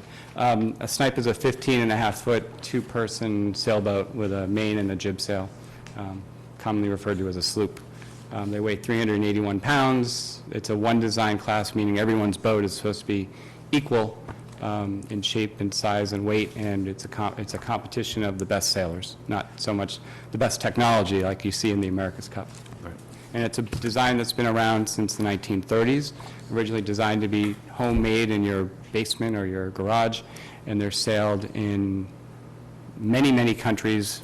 Art Rumier, how many countries? 25 countries around the world. So there's been over 30,000 of them built. So that's a snipe. It's a family class. Over half of the competitors at most events are family members, husbands and wives, and dads and moms sailing with their children. I was recently competing with my 12-year-old son a couple of weekends ago at a Make-A-Wish charity event. You're competing with him, not against him. With him. So my 12-year-old son and I are competing against college graduates and other adults and competing at a high level. So it's a cool event that you can spend an entire weekend next to your 12-year-old son and keep him captivated and next to you. So I cherish those moments. And this is traditionally a family event, the Snipe Regatta. It is. Okay. It really is. I've been sailing these boats since I was 10 years old, and I haven't missed a summer of sailing since. So the event it's a very prestigious event, the U.S. National Championship. As I mentioned last time, we're expecting, I think we had 49 registered boats as of a couple of days ago. We may get a couple of more, so call it 50 boats. That's about 100 competitors. There's some judges from race committee. There'll be some family members, round up to maybe 125 people or so. Just to give you some sense of perspective, we regularly run events with many more members or many more people than that, whether it's 4th of July or Labor Day at the Winchester Boat Club, or children's events where we get that many sailors and supporting parents and the such. In the late 70s and early 80s, we routinely held snipe regattas with 50 to 60 snipes. So this isn't an outrageous number or a sort of an extraordinary amount of boats or people for the Winchester Boat Club. We run classes, swimming and sailing classes. We have 200 children there taking classes each and every day throughout the summer. Those classes ended last week, so all that volume is no longer at the club. So that volume will be removed and we'll be sort of backfilling with these sailors. And that was part of the reasoning for why we scheduled it at this time of the year. People will be coming from Colombia, that's a country, from Canada, from San Diego. We'll have some professional sailors competing. We'll have Olympians coming from Rhode Island, from Miami. So people are coming from all corners of the of the country, and in some cases the world, to compete in Winchester on the Mystic Lake, which is almost laughable because of the small size of our venue. When I say venue, I don't mean the clubhouse, I mean the lake. It's really the lake that's small. And this is really in the recognition of sort of the strength of the boat club community and the snipe fleet, and the leadership that our members have shown throughout the snipe class over the years. I don't know if you know Berta Swanson. She's still alive here in town. Her and her husband and her family, who Swanson Cove is named for, they sort of helped found the class at the club. Ralph Swanson was a former Commodore of the class and one of the founding members. So this is somewhat an honor to them as well of hosting the event, and it's also a tribute to Mr. Ruman here in the back, who's currently the class executive secretary for the U.S. Snipe class. So we have a lot to be proud of, being from Winchester and the Winchester Boat Club, and supporting the Snipe class, which is a 501c3 charitable organization as well. And do you charge people to attend this event, or is this an event that you hold? We try to break even, and so we're looking for, we've been looking for sponsorships. We've got the Winchester Cooperative. We've got a couple of banks and organizations in town providing us either some funding, a couple $1,000s here or there, or some services. The limo company is providing the driver and the vehicle free of charge, and we're charging an entry fee of $400 per boat, which is a two-person team, and that's to cover their breakfast every day and 3 dinners, as well as the trophies and gas for the race committee boat and judges and that sort of expense. So we're trying to break even. And most of the people that have signed up and registered, they're local, you would say? Half are local, Yeah. and half are coming from all over the place. They're all members of Skyra, and they all have a snipe, and they've all registered for the event. So it's not really a public. We want as many people to come as possible to enjoy what Winchester has to offer, but it's not, somebody's not just walking off the street and coming in and grabbing a beer. Right. I want to make sure that's clear. And as far as, during the course of the day, you're asking for a permit that begins at 4 o'clock and runs until 9. One of the concerns I think that's been voiced here has been the fact that if we say, okay, your permit's good till 9, well, then you close off serving at 9, and then, maybe it's 10 o'clock before you get rid of all the people. Would you be amenable to a condition that would have you cutting off a half hour earlier? Absolutely, without a doubt. Or perhaps, and I guess the permit is, you're currently requesting for 4 evenings, that's correct? Yes. And the one evening is Wednesday is the dinner? It is. And that's the one that goes till 10. But if I read your notes correctly, you're having, the Monday dinner is being hosted by the Medford Boat Club? Correct. So one of the options would be to, allow a permit to be served, but perhaps not on the Swanson Cove side that evening, and cutting it off earlier simply because you're going to want to encourage people to move up to the Medford Boat Club without a lot of drinks beforehand. Correct. And, so Monday night, absolutely. Monday night could be cut off earlier or could be restricted. So I assume most people will be moving up to the Medford Boat Club. There won't be a late night event going on either at the existing boat club or at the Swanson's Cove area. Correct. Okay. I think that's a fair I guess I'm thinking, assumption. we've heard we talked with the boat club at some length and also listened with the neighbors. I think the biggest concerns were that if the party is going on for 4 nights on the Swanson's Cove side, it could be fairly loud and fairly late. And but it seems to me that the program, if Monday night is an off night, perhaps the permit is restricted to the club premises at that time because people are going to be moving for dinner. I don't know, Wednesday night you clearly need the full permit to 9 or 10. On Tuesday and Wednesday, are those both fully attended to 9 o'clock, or can those be cut back, as Mr. Whitehead suggested, We would- 8 or something like that? For liquor at least serving. I'm also aware that sort of by 8 o'clock sundown. Yep. Being next to the lake, you get very large mosquitoes coming Yeah, out. that's true. So standing around till 9 or 10 o'clock to have your last beer is going to be life-threatening. Right. At about 8:30 Right. when the mosquitoes come out. I think we were looking for the greatest amount of time possible just to cover ourselves. If we needed to scale it back a little bit, I think that would be fine. I would say that we asked for it over on Swanson Cove in order to segregate the serving and the drinking of those alcoholic beverages from the rest of the membership and the pool and the waterfront that's right there. This is our tradition. We always host our special events on Swanson Cove. We've been doing it for a very long time, and we've been segregating alcohol to that property. That's part of how the boat club operates. So that is an important element of this to us. We'd be happy to talk about hours. Okay, so, but, or Monday, Tuesday, and Thursday also. Monday is fairly short hours that you'll be serving. Tuesday and Thursday are expected to go how late? I mean, if you... The club closes between, typically in the summer, boat club closes at 9 o'clock. This time of the year, we typically close at 8 o'clock.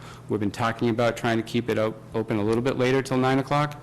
But if Well, I guess I'm thinking about an 8, something, open for discussion on suggestions, but an 8 o'clock closing time on the Tuesday and Thursday, and I don't know when appropriate earlier. What time do you expect people to leave? What time are they, if they want their free dinner at the, or their paid dinner at the Medford Boat Club, what time do they have to show up there?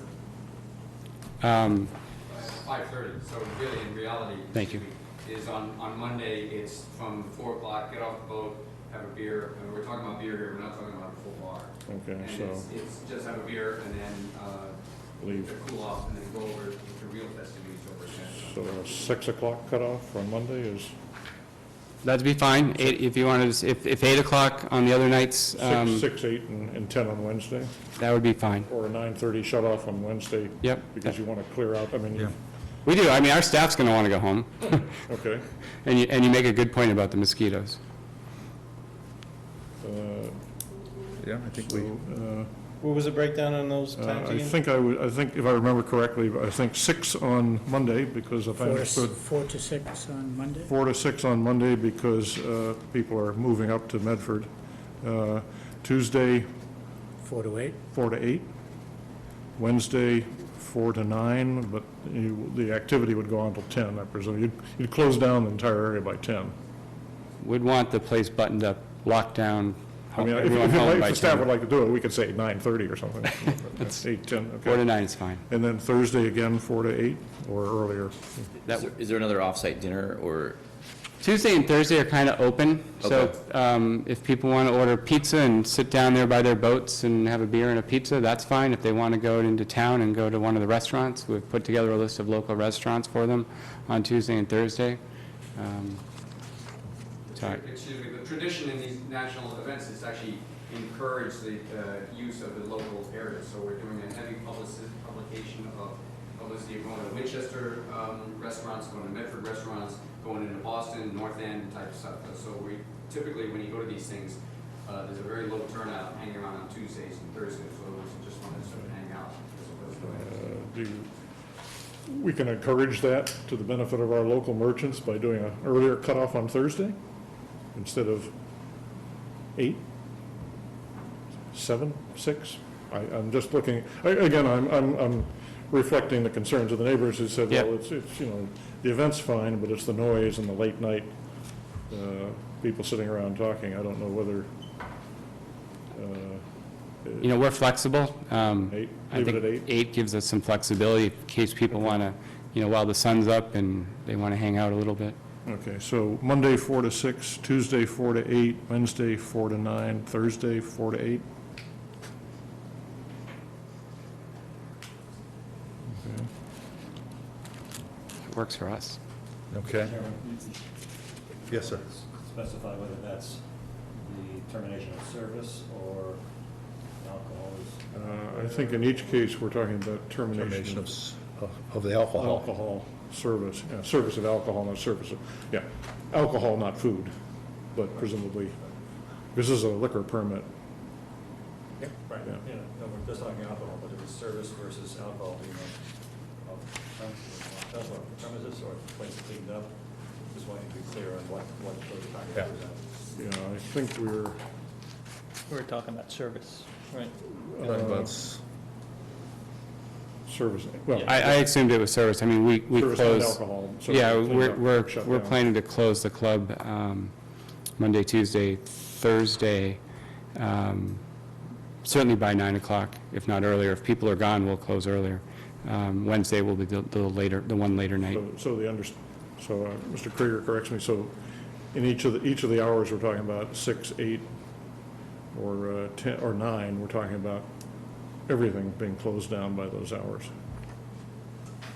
That's what's meant by service. No, service of alcohol. Service of alcohol. Clean up. Time that you Clean can up. serve alcohol. Okay, Yeah, that's not close down. alcohol service or food service. And one of the Alcohol reasons service. for shortening the time in the evening is to provide, understanding that there'll be a last call, Clean up and then that people will drift out after that last call, and then they need to clean up.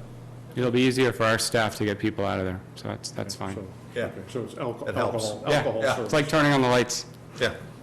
The other thing we wanted to, comment on, and I think we'll make a condition, is that the tent have enclosed sides. I understand you were talking about 2 open sides. We really want all the sides covered. Okay.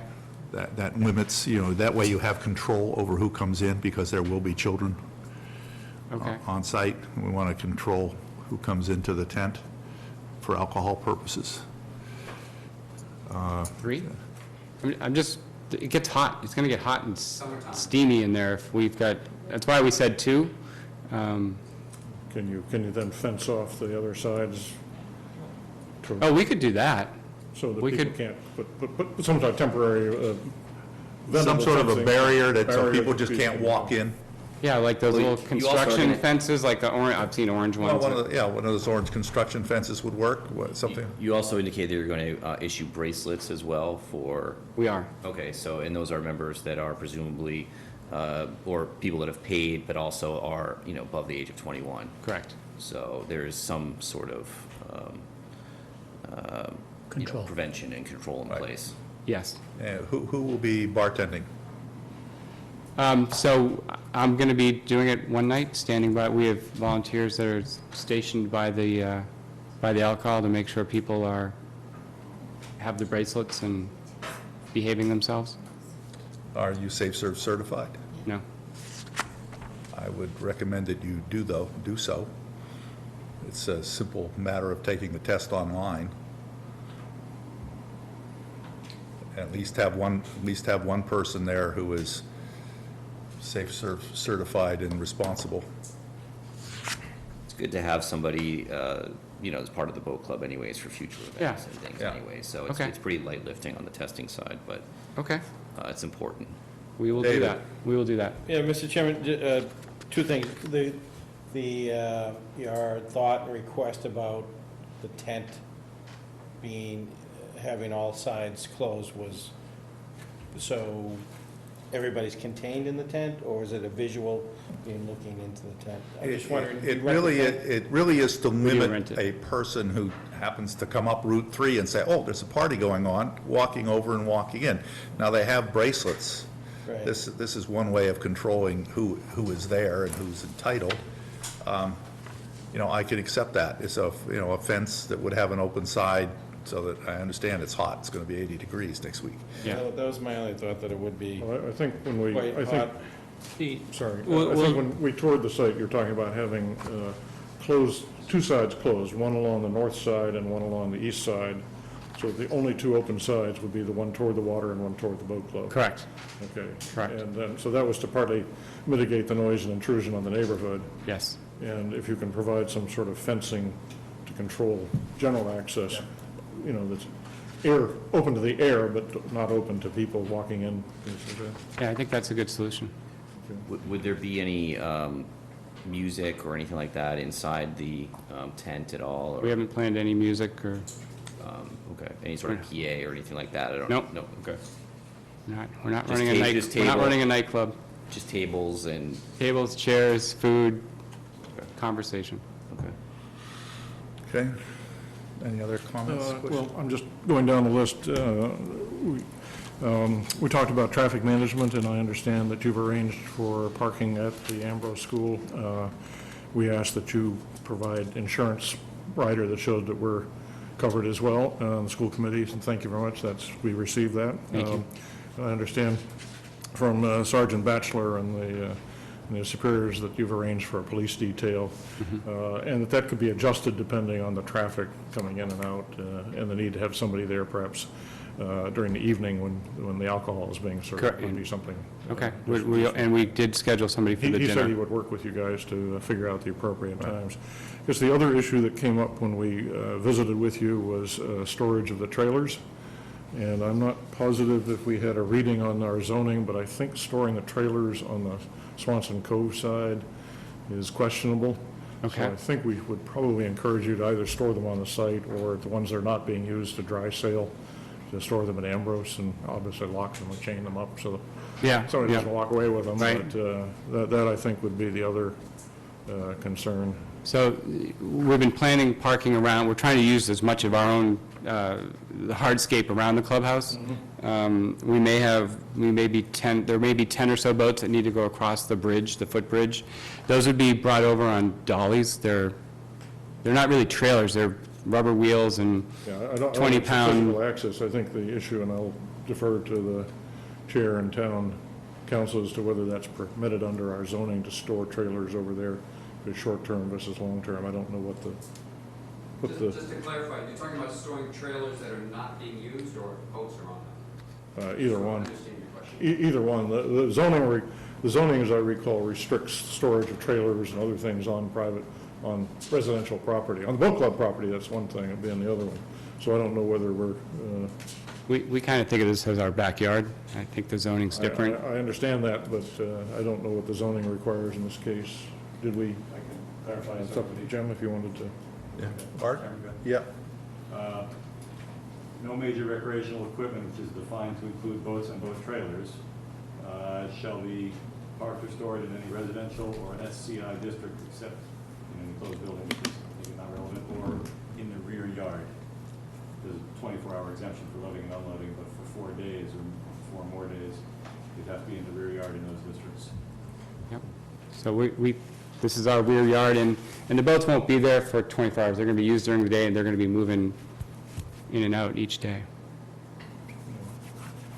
I guess, So I'm not a lawyer, but that would be our, I guess the concern is, since we know that you and the neighbors are in court over access and use of those areas, I don't want us to inadvertently be putting a thumb one way or another on this and by setting a precedent on this. So I don't know if there's a way we can deal with that. I don't, since presumably the trailers or even the loaded trailers don't make a lot of noise, they sit there quietly all night, I don't think it's an issue of the, party noise or anything like that, but I guess the Right. question is simply, if you could store them on the boat club property proper, not on the Swanson Cove or up at Ambrose, I think that would probably be preferred, but I'll defer to town council's opinion. Question, are they prohibited or not? Or is it a matter of a special permit? It's Art? prohibited in those districts. It's not allowed in a except district. It's not allowed in the district. Right, except in the rear yard. Right. Except in rear yards, but that's a separate, but this is our rear yard. Is this considered a rear yard? it's zoned differently, that's the concern I would have. But if doesn't say in the rear yard that is zoned X, if it's the rear yard, it's the rear yard. A rear yard, again, town council, a rear yard and generally is within an existing property. And this property happens to have 2 different zoning Right. designations, so Right. I'm not sure where that constitutes one ownership of 2 properties, I don't know. Well, since both residential and SCI districts are covered, which is the 2 designations of both of the property, I think it's fair to treat the properties together, but it has to be in the rear yard. Wherever they're stored, it has to be the rear yard of that property. Which, whether you're talking about Cambridge Street or Everett Ave, this is the rear, I mean, I've got a map I can show I'm you. aware of the property, but, This is the rear, as we would interpret our rear yard to be. so there are it can't be rear on the Swanson Cove and rear on the abutters to the north, the back parking lot and the things. As far as I recall, our zoning doesn't allow you to have backyards on both the back and the side. One has to be the side, one has to be the Well, back. we would argue this is a separate lot. The Boat Club lot and this Swanson Cove lot are separate lots. They're zoned separately, and that this would, so the frontage for this property is Everett Ave, and the lake is the farthest point from that location, which would make it the rear yard, and the tent is toward the lake, which would make it the rear yard. So the Boat Club proper is the address on Route 3, then the rear yard is... We have a separate address for the Swanson Street, but for Swanson, Boat Club the itself, Everett Ave property. The clubhouse itself, which is the backyard. The Boat Club is a separate zoning property. I know, but which is the backyard for the Boat Club property, the SCI property? Can I see It would be the, yeah, sure. Do you want to? Well, I mean, there's, right now, there are boats stored along the stream, and there have also been boats stored where the parking area is. So Yeah. it's being stored both on a side and presumably backyard from Route 3. Yeah, correct. We would, I would argue that the stream is the backyard of But the... some of these are going to be stored at Ambrose, Not the boats, not just the trailers. just some trailers and Just some cars. trailers. Empty trailers. There's going to be no unused trailers that are just going to be stationed there for a week. They will be off the Winchester property. So the only trailers on the Boat Club grounds pertaining to snipes will have a boat on them at nighttime, because it's traditional, it's standard practice in our class to leave the boats out of the water on a trailer. And how many boats would you say that, I mean, it's just, All of them. Where on the Swanson Cove would you be planning on storing the trailers while the boats are in the water? Like what part of land? We actually, when the boats aren't on the trailers, you can kind of, especially the dollies, you just kind of stack them together. So when we're out sailing, there won't be any trailers on Swanson Cove. Okay, but at so when would they be stored? When the boats are on them, Yeah. after sailing in the evening and overnight. When- And we're talking about 10 to a dozen boats at most. Which part of Swanson Cove? Like, There's a footbridge, and we don't want people to drag the boats, as little distance as possible, so really just over the footbridge. okay, so my understanding is that the land that is in dispute with the neighbors is on the eastern side of Swanson Cove, is that correct? Like the furthest away from the boat club itself, the one that's under litigation? Yes. Is that correct? So can we have would the compromise be that trailers not be stored in that area, since that's not where you were that's not where you were planning, right, in the furthest east? Presumably you're storing them on the western edge. We are. We want to keep them as close to the boat club and the stream and that footbridge as possible, because you don't, Okay, so that would also. you don't want to drag That would them. also be the furthest away from the neighbors, so that there's no issues with dragging trailers with boats near the neighbor's backyard. So would that be Correct. okay? Well, Yes. perhaps the resolution is that the stipulation that this is a one-time storage of these boats and not a precedent. Sure. And I don't know what language, I'll leave it again to town council. Can we attach that to a liquor To a liquor license. permit? So I was going to say, now we're talking about zoning. Do you have an extra one? Sure. We do, on a portion of this property, store boats all summer long. And that's been held up in court, I believe, so for a portion. There's several different lots in question here. but where else would you put these boats if you didn't put them, I mean, in that location? There wouldn't be a place, right? We don't want to put them out in the parking lot or, Right. You couldn't really, I mean, it's just too many, right? pretty much, Yeah. yes. But you're talking about stacking them up on the lower west side of the Swanson Cove property. As close to the bridge as possible Yes. along the stream. Yeah, we're literally going to use every square inch around the immediate clubhouse that we can. We're incented to keep the boats close to the water. If volunteering it, it can be on the grant of the license. Okay, which would be, yeah, if we can attach that, if you agree that that can be attached to the permit, then I guess it gets around the. Sure. I would need to hear the new condition articulated again. I would too. Yeah.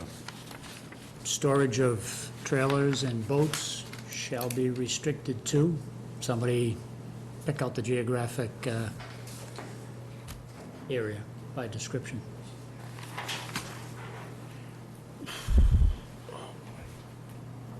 That area of land closest to, identify it with something. Can I ask a question about that? Immediately adjacent to the existing boat storage areas, kayak storage areas?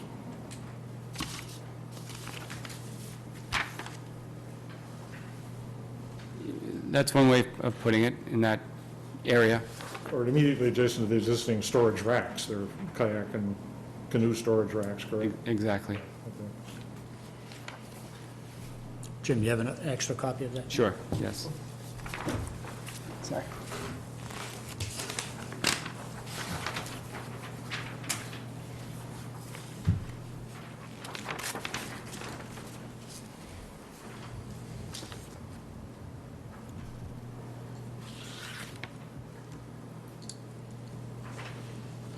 For the record, the light green shading is the 100-foot buffer zone as it applies to the Wetland Protection Act, and the dark green is the 25-foot buffer zone, just for reference. And you're going to keep the tent outside the 25-foot buffer? We're trying to keep it outside of the 100-foot buffer, and Elaine Vreeland from the Conservation Commission is very pleased with that. Yep. Chairman, can I ask you a question? Yes, Art? I saw another plan that had it moved over into the 100-foot buffer to the left. I saw two plans from Len Simons.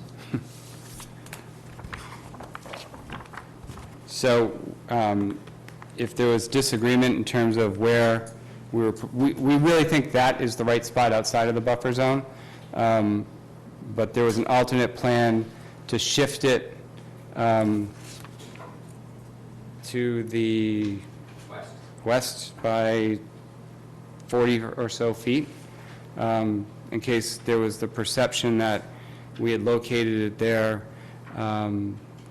in some, opposition to the O'Donnell-Ho family, which has nothing to do with this, but if that perception were there, we were happy to try to slide it over and work with Elaine to get her permission for doing that. So just on this plan, do all the selectmen have this? That's the one that's being passed around. I think so, yeah. So there's, Could someone give the site to the plan that the selectmen are reviewing? which one? The proposed? Yeah. It should be, Timmy, do you have an extra one? should be for the basically record? this. I do. You don't want to put it in the dark green, they won't get permission for Okay, that. so it should be. But the plan I saw slid it halfway over into the light green. Yeah, this is a pathway I do. coming down here. Okay.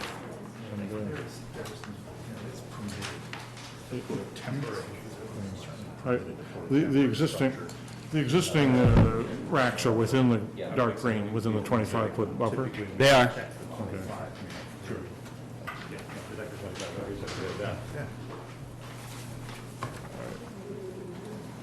Given this is a major access way, I don't think you want to be dragging those boats across the tent area, things like that. I would recommend that they be, if they're being only stored overnight, and there's a 10 or a dozen, something like that, I would generally recommend that they be stored as close as possible to the existing canoe racks, correct? Yeah, Be right there. right there in the lower corner, and going a little bit north if needs be to rack up 10 of them. And if you paired them up, Yeah, that'd be fine. 40, 50 feet, okay. What's the buffer between the abutters on that side where we're putting the boats? Is there tree cover? What is there? Or is it? It's up against the stream. Yeah. Well, sort of the boat racks are the buffer, but there is a lot of vegetation growing in there as well. Okay.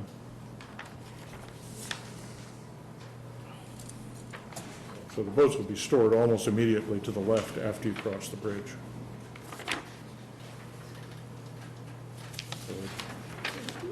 I don't know which way everybody's holding the map is the problem. I think. Yes. Oh, this is the problem. Okay.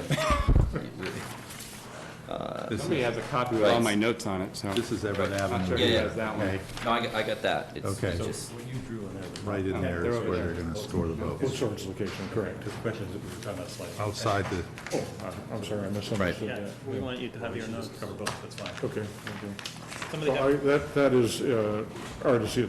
That's what I intended to be the boat storage location, Yes. I believe, not the tent. right. Does somebody have a copy with my handwritten notes on it, No. on the front? No? Never mind, I found it. There you go.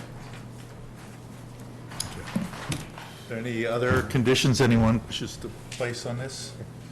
That's trailers. We- I don't know about the, So the question was moving the tent. that would be something. Is there a discussion of moving the tent? Well, that's what Mr. Bowers was talking about. He said he didn't want perception that it is next to the neighbors, so he had discussed an alternate plan of moving it into the 100-foot buffer and working with the land freeland to get permission for that. Right, you were talking about the tent.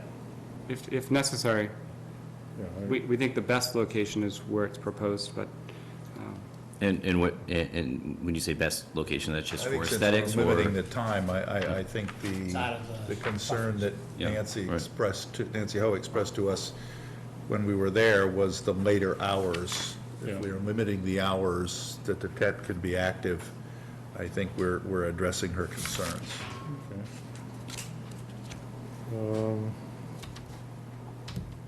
Any other conditions, Dave? Yeah, I'd just like to thank the boat club for being accommodating and listening to these requests, so thank you. we think it's going to be a better event because of it, so thank you. Yeah, thank you. Lance and I had an opportunity to walk around the boat club with Jim McGowan, the Commodore, and get the layout and see how the event would happen. So we appreciate you accommodating our requests and walking us through the plan. So, but I think that we still will need to, I think there are some other people here that need to speak before we make a motion. Yeah. Yes, so, you gotta assume that there are people here who would like to speak. Can you come forward? State your name, please. Good evening, my name's Margaret Pinkham. I'm from the law firm of Pinkham Busney LLP at 42 Pleasant Street in Woburn, Mass. Thank you for the opportunity to be here to discuss this with you. I represent the O'Donnells and the Sarneys and the Norsworthys, and it's my understanding that all members of the board had received a copy of the letter that I had sent to town council on August 10th. Circulated. Circulated, yes. And thank you for addressing the issues that relate to the tent, because as you saw in my communication to Mr. Krieger, there are a lot of issues that this proposed event has raised in connection with use of what is now being called the Swanson Cove property. And yes, this property is the subject of multiple suits in land court, 3 of which were filed by the boat club, 1 of which was filed by the O'Donnells back in November, and another abutter has another lawsuit in land court against the boat club. The land court has issued 2 restraining orders against the boat club. The first in November of 2016, in which a fence that had been constructed behind my client's rear yard was ordered removed.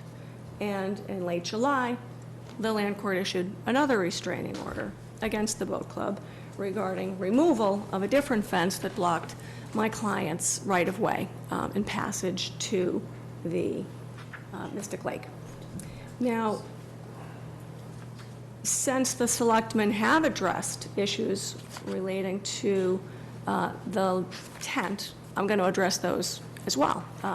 I had anticipated that the board would simply look at the service of alcohol and the timing and the location, and I don't believe the boat club has actually answered Mr.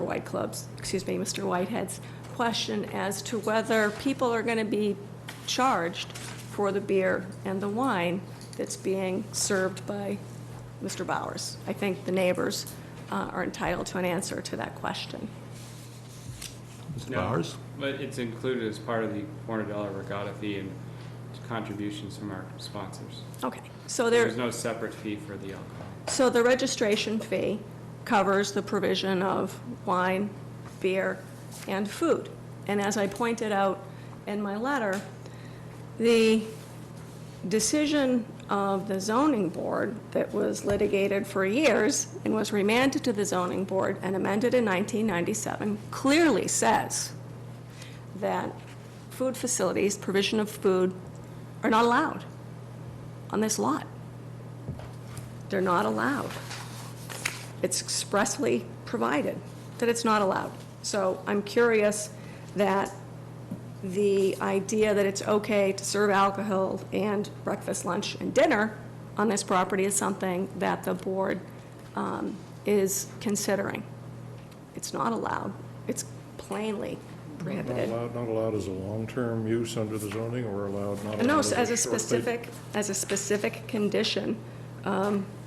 Were they addressing long-term zoning use or short-term event?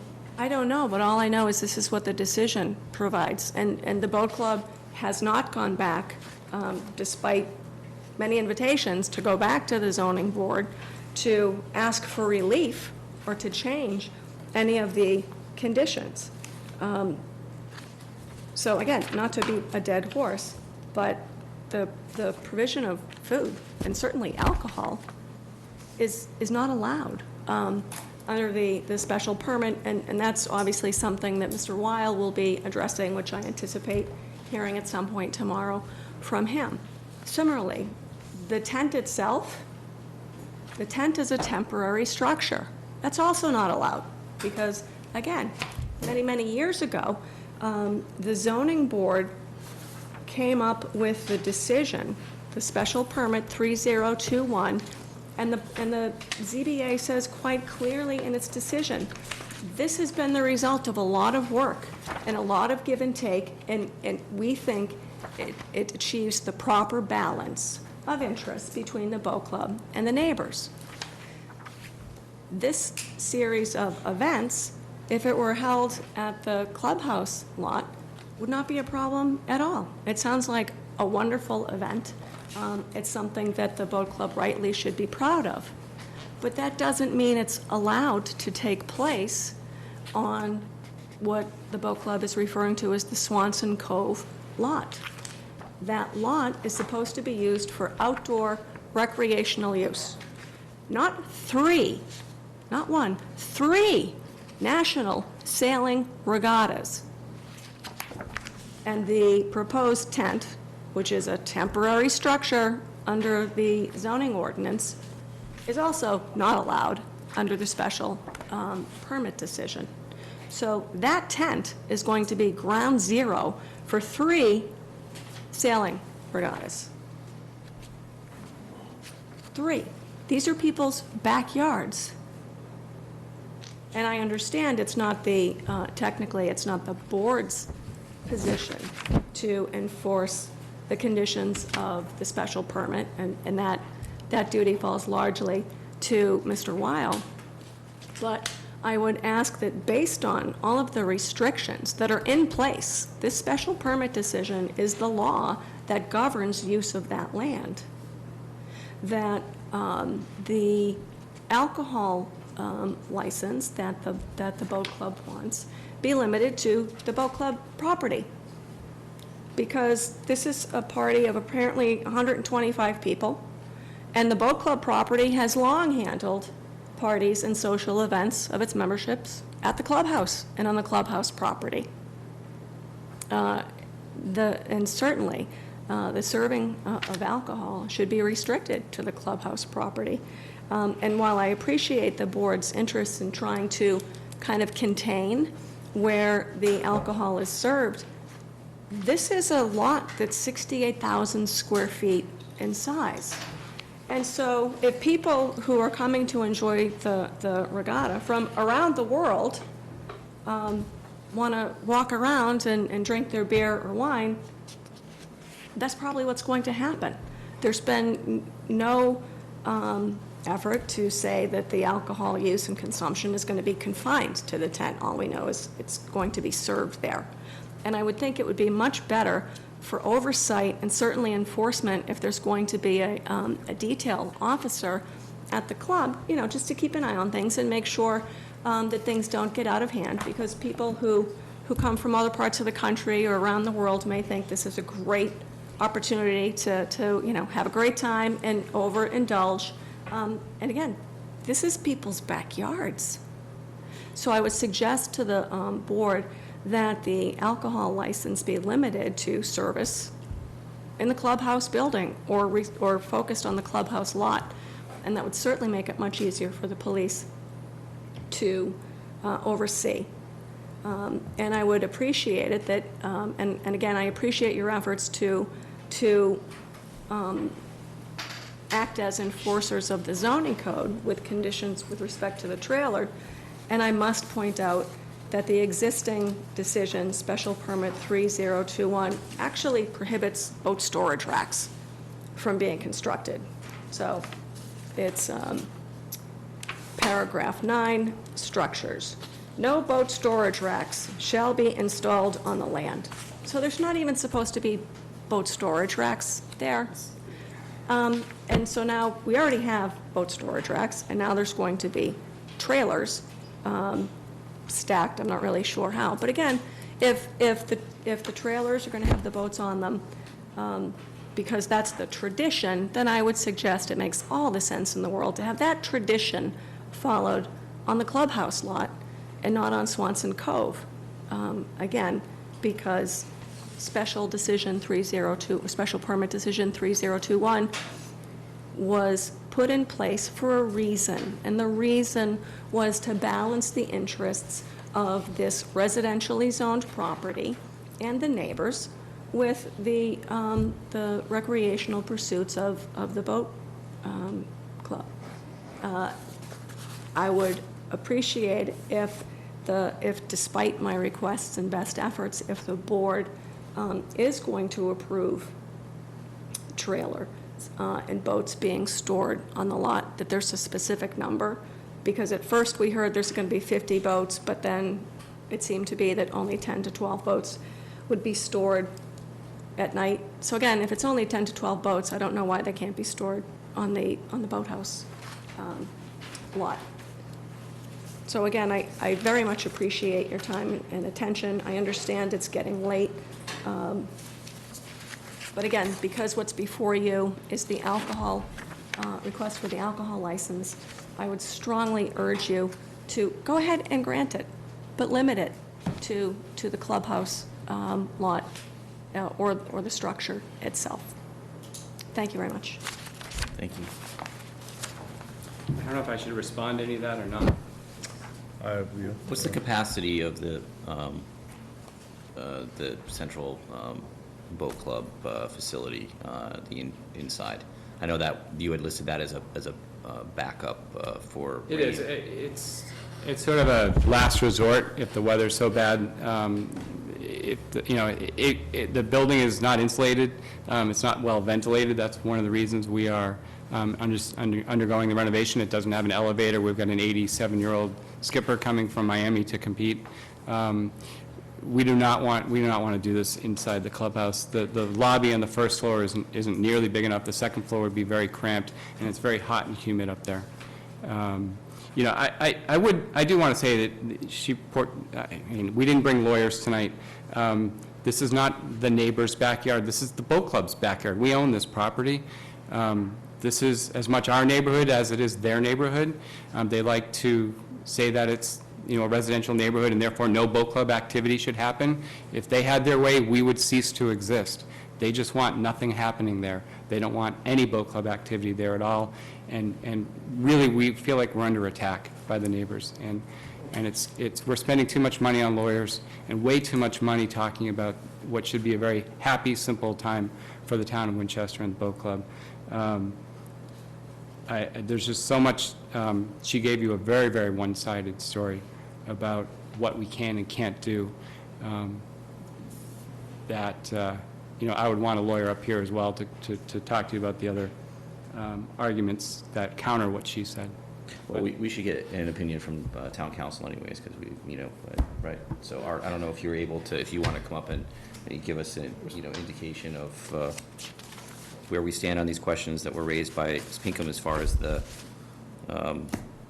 whether or not these events can be held there, whether we can put the boats there. I mean, we're here on alcohol license, so I don't know what our restriction can be, Mike, can I just interject Yep. before we get, again, it's my thought that this conversation's morphing from the alcohol permit into the zoning, and obviously there's this longstanding issues between the club and the neighbors, so, I mean, what Art says and what Al's opinion's gonna be is gonna play out from the zoning perspective, and I'm just looking at this as we've been presented with the application for the alcohol permit. I think as a board, we've done our duty to make accommodations as it relates to that alcohol license, but, Art jumps in, and you got Al, and this is obviously a zoning issue that's gonna play itself out the way all these other zoning matters have played out, so I just don't wanna see it become a ZBA meeting, because it's not our, we're focusing and making a decision on the matter before us, which is the alcohol permit. That's my opinion. 30 seconds. We've been hosting major events on that property with tents, a 40 by 80 tent. I have a picture, one from Google Maps from 2005. Since we bought the property, this is not a new use. This is not a new anything for us. The only thing new and different is that we've got new neighbors. That's really what's changed. Well, I think maybe two suggestions. One is that the trailer issue, which is not really an alcohol license issue, probably could be resolved by asking the boat club to reorganize the parking on the lots around the club, so that the additional 10 or so could be stored there or could be stored in Ambrose. It will reduce the available parking space you have in the evening, but that could be, I suspect, with some pain to some, maybe all the club staff members get parked. You have arranged for a shuttle to get up to Ambrose, so it's clearly possible to clear out some parking on the boat club property itself to store the trailers, so we could moot that issue by doing that. I do think the question I would have for town council is, council has cited the ZBA's long-term zoning use, and I think we, however, allow permits for special, very short-term uses on lots of different types of properties, and I would ask town council to clarify, by issuing a special permit for a short duration, is that contravening long-term zoning, or are we allowed by the special permit to override it? You want me to get up there? Yeah, I think it makes sense. So we can hear you, I guess, so.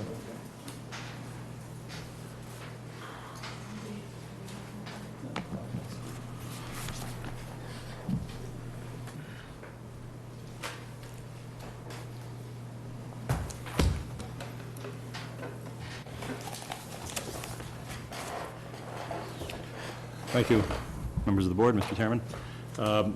Let me just give a little bit of history. The special permit decision that Ms. Pinkham referred to was 1997. She quoted it accurately in her letter. She quoted excerpts from it. Since then, my understanding from the Boat Club's counsel is that they did regularly, for some period of time, have tents. They used to own a tent and erected the tent on what is called in the litigation the open space parcel, not now called Swanson's Cove parcel, or that's at least part of it. But there's the clubhouse parcel, and then there's the open space parcel. And the open space parcel is the one that's subject to that special permit decision in 1997. They have not put up a tent for the past 4 or 5 years, I understand, but they did regularly before that. One thing that has, the only permit for a tent in the files in the town is from 2000.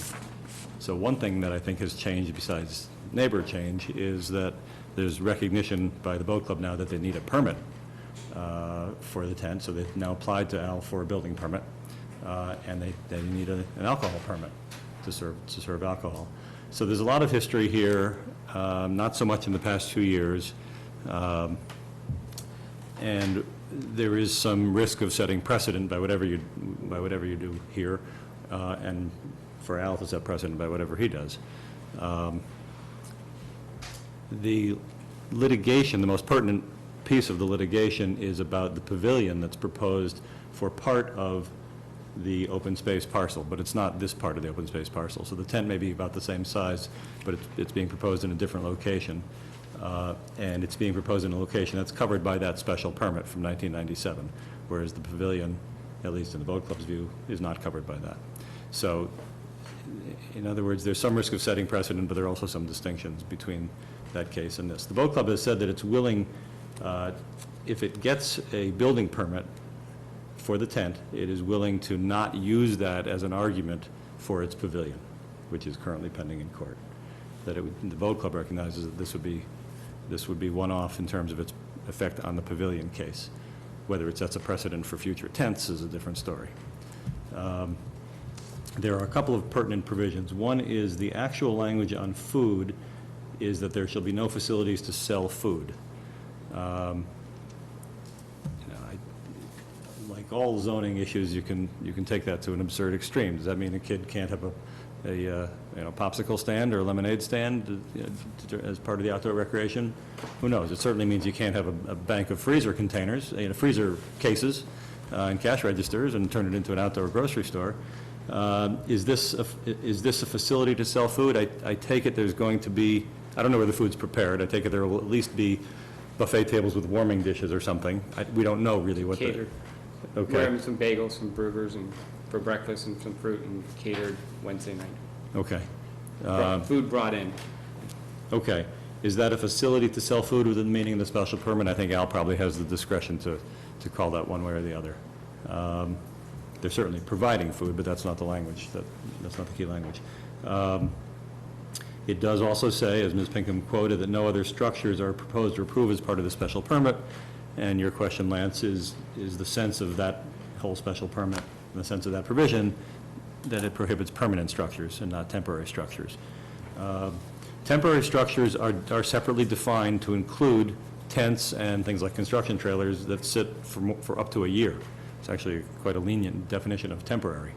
But the only place temporary structures actually is used that term is used in the bylaw is that they don't need design or site plan review.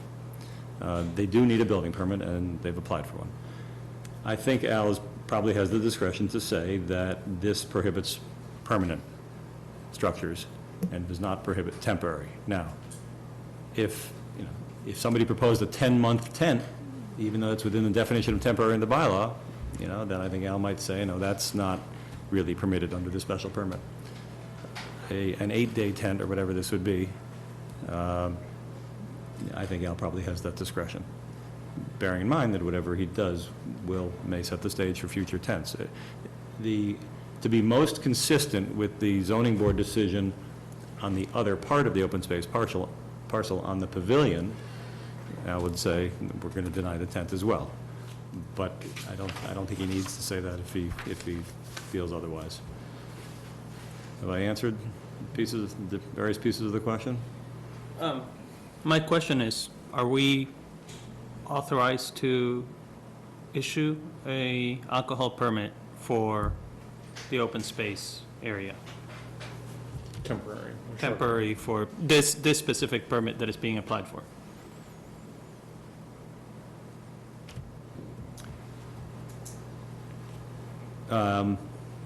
Let me work my way to an answer. When it says no facilities to sell food, I would take it that means alcohol as well, food and beverages. But apparently that's covered by the registration fee. As I'm hearing it, there's no facilities to sell alcohol in the tent. So I would say yes. I would say you're authorized to. It's an adjunct to the sailing activity, a particular tournament in this case, or 3 tournaments, but it's an adjunct to the recreation that goes on there, only on a temporary basis. And I presume the tent permit can be constrained to the number of days, goes up Saturday, Sunday, comes down Thursday. Building permit will absolutely have, if it issues, if Al does that, it would have time limits on it. I think it was 10 to 8 days, something in there. When we first heard this 2 weeks ago, we tabled this in Right. order to have to see if there could be an amicable resolution between the neighbors and the boat club. And, I mean, I think we need to narrow the scope here to the matter at hand, which is the alcohol permit. Right. Right? I mean, I understand that there's zoning issues, but I think that's more in the purview of the zoning enforcement officer. We've asked for some accommodations that are within zoning, and the boat club has agreed to it, but I think the question of whether the tent can be there or not, that's better left to the zoning enforcement officer. I mean, we don't have, that's not what we're voting on here, right? It's the alcohol permit. That's my view. Here. No, that's clearly right. As you said, some things that go beyond alcohol into zoning, like trailer storage, if the boat club's willing to agree to it, then that's fine. If I understood Mr. Howard correctly, if the boat club agrees to have some riders as use, as accompanying the permit, those can be attached. So if the boat club were to agree to the, not just to the hours, but also to the storage of trailers on the club property per se, and were to agree that the tent were to go up for a limited period of time, those could be attached. To your decision? I would leave the tent time to the building permit. Right, that's, I mean, that's where it belongs. Okay. And you know, I don't know that we have an agreement on boat storage, and everybody's happy with that, we can include that, but perhaps it's a separate memorandum of understanding. Mr. Chairman, again, that's. Yes, sir. To reiterate my point, I think, a lot of those issues it's gonna be Al's Yeah, I call, and agree. he's gonna call Art and say, am I on solid ground here? And again, we're morphing into a ZBA discussion. I think we're trying, everybody's tried hard to make it work between the two parties, Got a comment in the move back. forward with the Yes, we have a hand up in the back. Anybody have the liquor permit application up there? Did somebody read? I thought it says selecting to grant a one-day permit for indoor use, indoor consumption. Says the description of the premises and location of facility where liquor will be sold in or distributed, and it's handwritten in under that. On the town website, we apply for liquor permit, says Yeah. indoor. We have. That's the tent. That's the tent. But if you don't have approval for the tent, how can you have it? No, that, Well, I was It's going conditioned to on make that approval of point. the tent, All of yeah. this assumes that the building permit for the tent is Absolutely. granted, because outdoor liquor sales are not permitted. So this would be a conditional, you're going first before Al, so it would be conditional on his granting the building permit for the tent. But if you're not selling alcohol, is it, if you didn't have a tent? would you If, still- unfortunately, the Alcoholic Beverage Control Commission defines defines the giving of a drink from one person to another as a transaction. Okay. Well, and here, it's been paid for in advance, I don't Yeah. have an argument with that. You wouldn't, right, I mean, I think it qualifies as a sale. But we have traditionally permitted, considered a tent a structure for the purposes of alcohol. And I think it is a structure under the definition, as Pinkham's right about that. Temporary. Temporary. Temporary. Correct. Right, okay. I guess the question I would have for you, Jim, is whether you would consider, a smaller tent on the boat club side where you served alcohol. Do we really need that size for the number of guests that we have? I don't know how else to answer that. We did look at placing a tent over on the Cambridge Street side of the property, and there were a number of issues. Conservation Commission setbacks, zoning setbacks, we have a lot of utilities over there. In terms of driving stakes into the ground, it's within the 100-year floodplain. The topography is sloped toward the lake quite a bit. And as I mentioned earlier, there's this sort of segregation of keeping that activity separate from the regular membership activity, so from a logistics perspective, it makes it more difficult. Okay. But we did look at it. All right, so does somebody want to make a motion? If I can Well, hear from, there are other people that wanted to speak as well. A lot of people. Yeah. Sorry, did you want a motion, or are you you taking wanna hear additional from anybody? comments? Well, there's still people in the audience that we gotta hear from. Oh, I just, I'd like to speak, and there's other neighbors here that would like to speak. please. Should I stay here? Okay.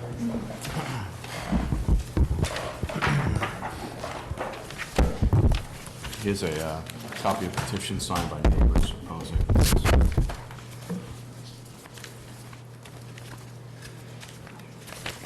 Here's also a letter that, I'm not going to go into detail because Margaret covered it very well. I also have copies of the special permit if anybody's looking for it. But I'd just like to say a few things. I'm not going to go into the whole special permit. I think that was addressed by Margaret. The members of the Board of Selectmen are elected by the residents of Winchester to govern according to our laws, and 4 special permits is one of the duties of your office.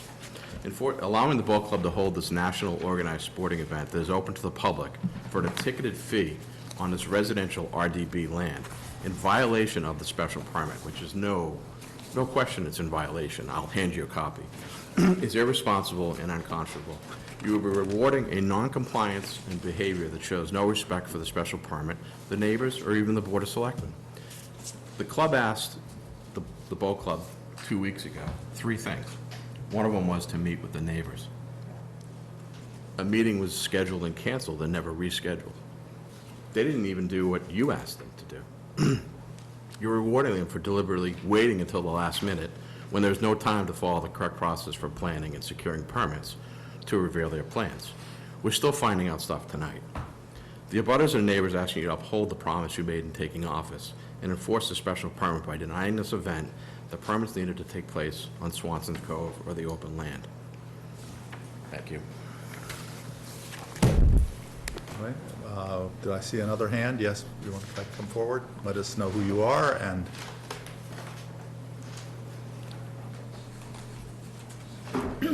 Hello, my name is Louise O'Donnell. I live at 42 Everett Avenue. We have lived there almost 40 years. We have been members of the boat club when we first lived on Everett Avenue. It was a very pleasurable place to go to.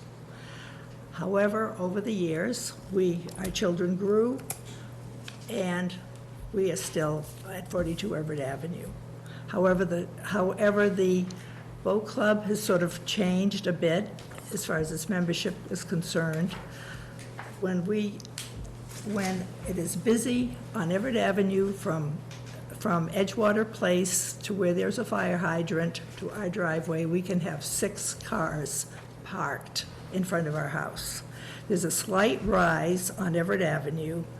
I cannot see backing out of our driveway. We have no way of looking down the street. A few years ago, I called the police because I said, I cannot see out of my driveway. What do I do?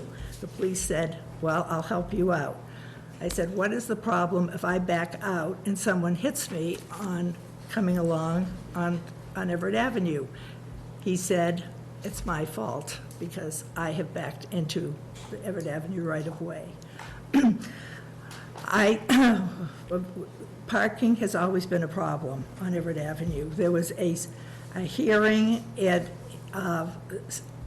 the spring, I believe, and one of the former Commodores said, it's difficult to park on Everett Avenue during the week because there are so many contractors and landscapers, so it's hard to park.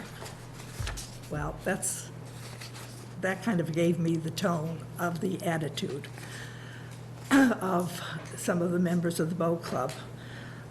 So I tried a different tack this year. When people were coming on Saturday or Sunday and people are swooping in and backing, so there's about a 3-foot space between each car, I just tried to be pleasant, and everyone that I spoke to was pleasant, and it's young families in general. And I said, could you, leave a little more space between cars, because I really cannot see coming out of our driveway. And in general, in time, that happened. There were maybe 5 cars in front of our house instead of 6. A couple of people said, I'd hate to live around here during boat club season. and they were boat club members. So, I mean, they can understand, we moved there, we knew what the boat club was like. One person said to me, well, the boat club has been there since 1902, since before you were here. Well, there was no boat club member alive in 1902, and our house was built around 1902. So therefore, to me, we have just as much right to enjoy our residential property as the boat club has for its recreational facility. Now, coming up to the present day, yes, we've been aware of different boat club activities. We heard via the grapevine that there was going to be this big regatta in August. We never heard a word. A few neighbors that I spoke to were never aware of it. The boat club never sent a courtesy letter to the large neighborhood saying, you know, we are going to have this function. It might impact your life a little bit more. This is the reason. There was absolutely nothing. So then my question is, with the boat club having these functions, where are the guests going to be parking during these activities? Are they going to be lined up along Everett Avenue, some on Edgewater, some on Sheffield West, or are they going to be shuttled up to Ambrose School? Because we have never received the courtesy of letting us know exactly what was going on with this boat club. Thank you very much. Let me respond to you and let you know that we had a meeting at Everett Avenue this past week. We've asked the DPW and the police to install temporary no parking signs from basically the O'Donnell's driveway down to the corner now, because of the reconfiguration of the intersection has created a problem for parking there. We will be holding a hearing on traffic signage, parking on Everett Avenue, probably in early September. You will be notified as an abutter. And we will, I suspect we're going to do that on September 11th. Yeah, thank you. So we will be, you might want to come back and address that issue at that time. So, but we will be looking at making a change to the parking, permanent change to the parking along Everett Avenue. Okay, but that does not affect the people that will be coming to this regatta. Correct. Well, it will to the extent that we're putting the temporary no parking signs up, and they will go up over the weekend. Ambrose, yeah. And there is the shuttle to Ambrose, where they'll be encouraged to park at Ambrose and take the shuttle down to the boat club. Okay, thank you very much. Okay. Can I just ask a question? Sure, Jackie. Yeah, I just have a couple quick questions, and maybe this is online or whatever. I was just kind of curious, is it open to the public, so the public could go on to watch some of the races, or, you're nodding your head, so I assume that means yes? Is that yes? Oh, are the races open to viewing by the public? Sure. I mean, along No, Mystic just Valley curious. Parkway and Tufts University Boathouse will be open for viewing, as well as the Medford Boat Club has agreed to invite guests that want to come in to view. Okay, but There's no not viewing from the boat club. You can't see the lake or the racing area from the Winchester from the Boat Club. Winchester, not from Winchester Boat Club. Okay, I was just kind of curious. And do you know if there's like a schedule of events or something like that? Because the facilities on the, no disrespect intended to the Winchester Boat Club, because of course we all love the boat club and its beautiful setting. It's just the issue arises because the two parcels are zoned differently, as people in this room are well aware. But the Tufts Sailing Boathouse and that side of the lake has so much parking available. And so I was just kind of wondering, will some of the ability races viewing be sort of like primary or whatever? Or the scheduled events, where could we find out information about that if we wanted to watch it? I think it's online on the website in terms of the schedule of events. Yeah, it's referred as the notice of race, so it's a term for sailors, so if you go to the website, it's there. But the scheduled race and watching from the Tufts Boathouse is probably gonna be the prime place if you wanna go see Okay, it. and is that what you might be like encouraging people who want to watch it from there? Because that might help alleviate some of the traffic on Everett. So I would just ask, is that something that's going to be promoted? Absolutely. Okay. Yeah. Thank you. Yeah, no, thank you. And racing starts every day at 10 a.m. and off the water around 4. I mean, we're kind of wind dependent, so if there's no wind, we're not going to go out, and if there's Do all the no, boats like kind of launch out of the Winchester Boat Club, or sort of 50-50 event for Boat Club? I would say 85 to 90% of them will launch out of the Winchester Boat Club, with the remaining boats coming out of the Medford Boat Club. So I guess I overstated our numbers a little bit, but, you know. Okay, so from the beginning, where all the boats are kind of like put into water and transported to the location where they're going to launch, that will all be happening primarily at the boat club then? Primarily. Not on the other side? Okay. So Handful for of boats will come out of the Medford Boat Club. Okay, so for those moments of time, that's why you have the details set up, I guess, primarily in Right. those timeframes, because that will probably be a big log jam, presumably. Okay, but as far as viewing, you guys are promoting the other side of the lake as the more primary area to view. Correct. Yep. It's a beautiful facility down on the other side with a huge parking area. I'm sure it'll be filled up, but nevertheless, a lot of options down there, so that makes total sense. So Yeah, thank you. one thing to not misconstrue, this is not a lot of parents, not a lot of fans come to these. So when someone comes from San Diego, they bring himself and you can use crew. So there'll be a couple of spouses, maybe a couple of kids, stuff like that. But it's not it's not like helicopter parents watching everybody now. We're all too old to have helicopter parents. Except for me. Yeah. So a helicopter and all. All right, Dave. Just technical question, Mr. Chairman. Would we be voting on a series of one-day licenses, or one license to encompass the 4 days? 4 licenses. I would, There's 2 separate licenses in the book, one for the different time, and the other license encompasses the 3 dates with the same. Suggest we Yeah, we do we 4. break this into 3 separate pieces. One would be the liquor licenses, and I'd suggest maybe do those as 4 separate, because they each have different hours. Maybe do 4 separate ones, if that's possible. And then maybe a second sense of the committee, in which we record the discussion we've had about tents, trailers, parking, police, access, things like that. Those wouldn't be decisions, but they would simply be memorializing the discussions we've had on those issues. And then the third issue would be to take up the parking on Everett, and perhaps temporary no parking on Edgewater too. Is that similar, just conveying the sense of the board?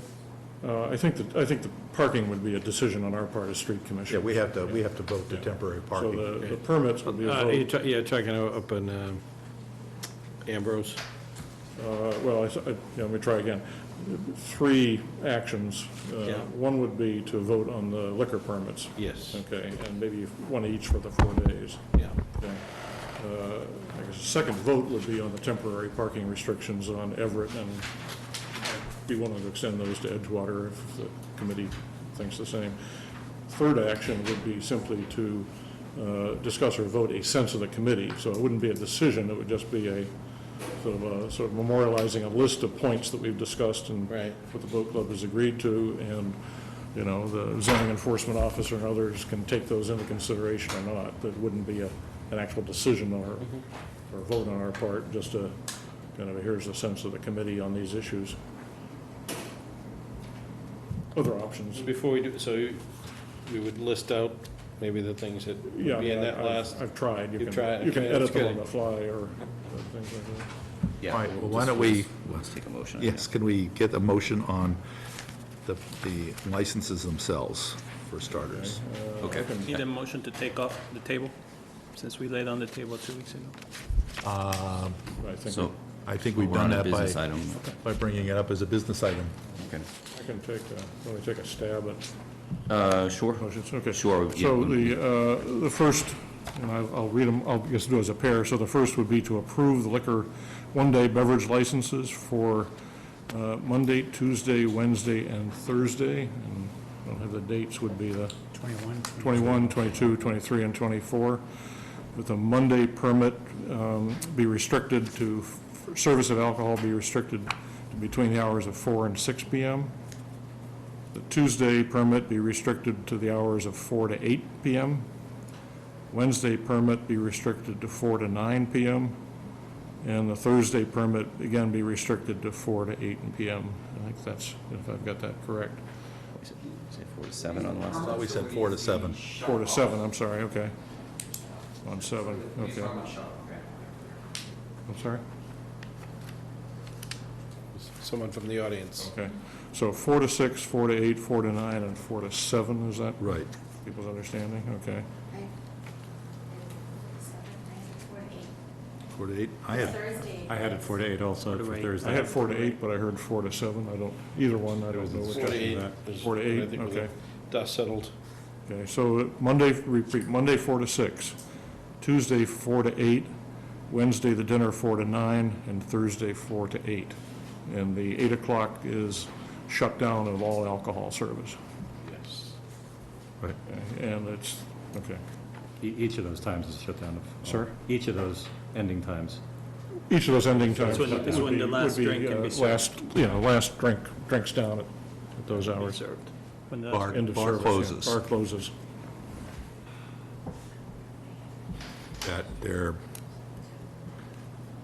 That all servers be safe serve certified. Okay. So, yeah, so all servers be safe serve certified? And that, and I suppose that the. Tip the term is tip certified. Okay. Tip certified. And that and I guess the appropriate place to put this would be the condition that, that the boat club arrange with the police to have an officer present during the hours that the bar is serving, if the police deem it appropriate. At the discretion of the police At the chief. discretion of the chief, okay. Okay. Right, is there a, Those would be the Got no music or permit PA conditions. system Yeah, associated with the okay. service of the alcohol? Some sort of barrier on the two open sides of the tent? Yeah, if Yes. there is to be Yes. a tent authorized, a barrier on the This- open side. This would only be valid if the tent is The authorized. tent is right? authorized by the building commissioner. I live on the west side, that tent is completely open on my side, so I don't know how that's a barrier to where I live, and that's my backyard.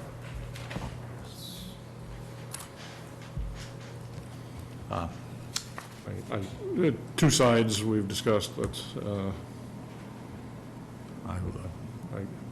I would say three sides with a barrier on the fourth. fine. I have no, No.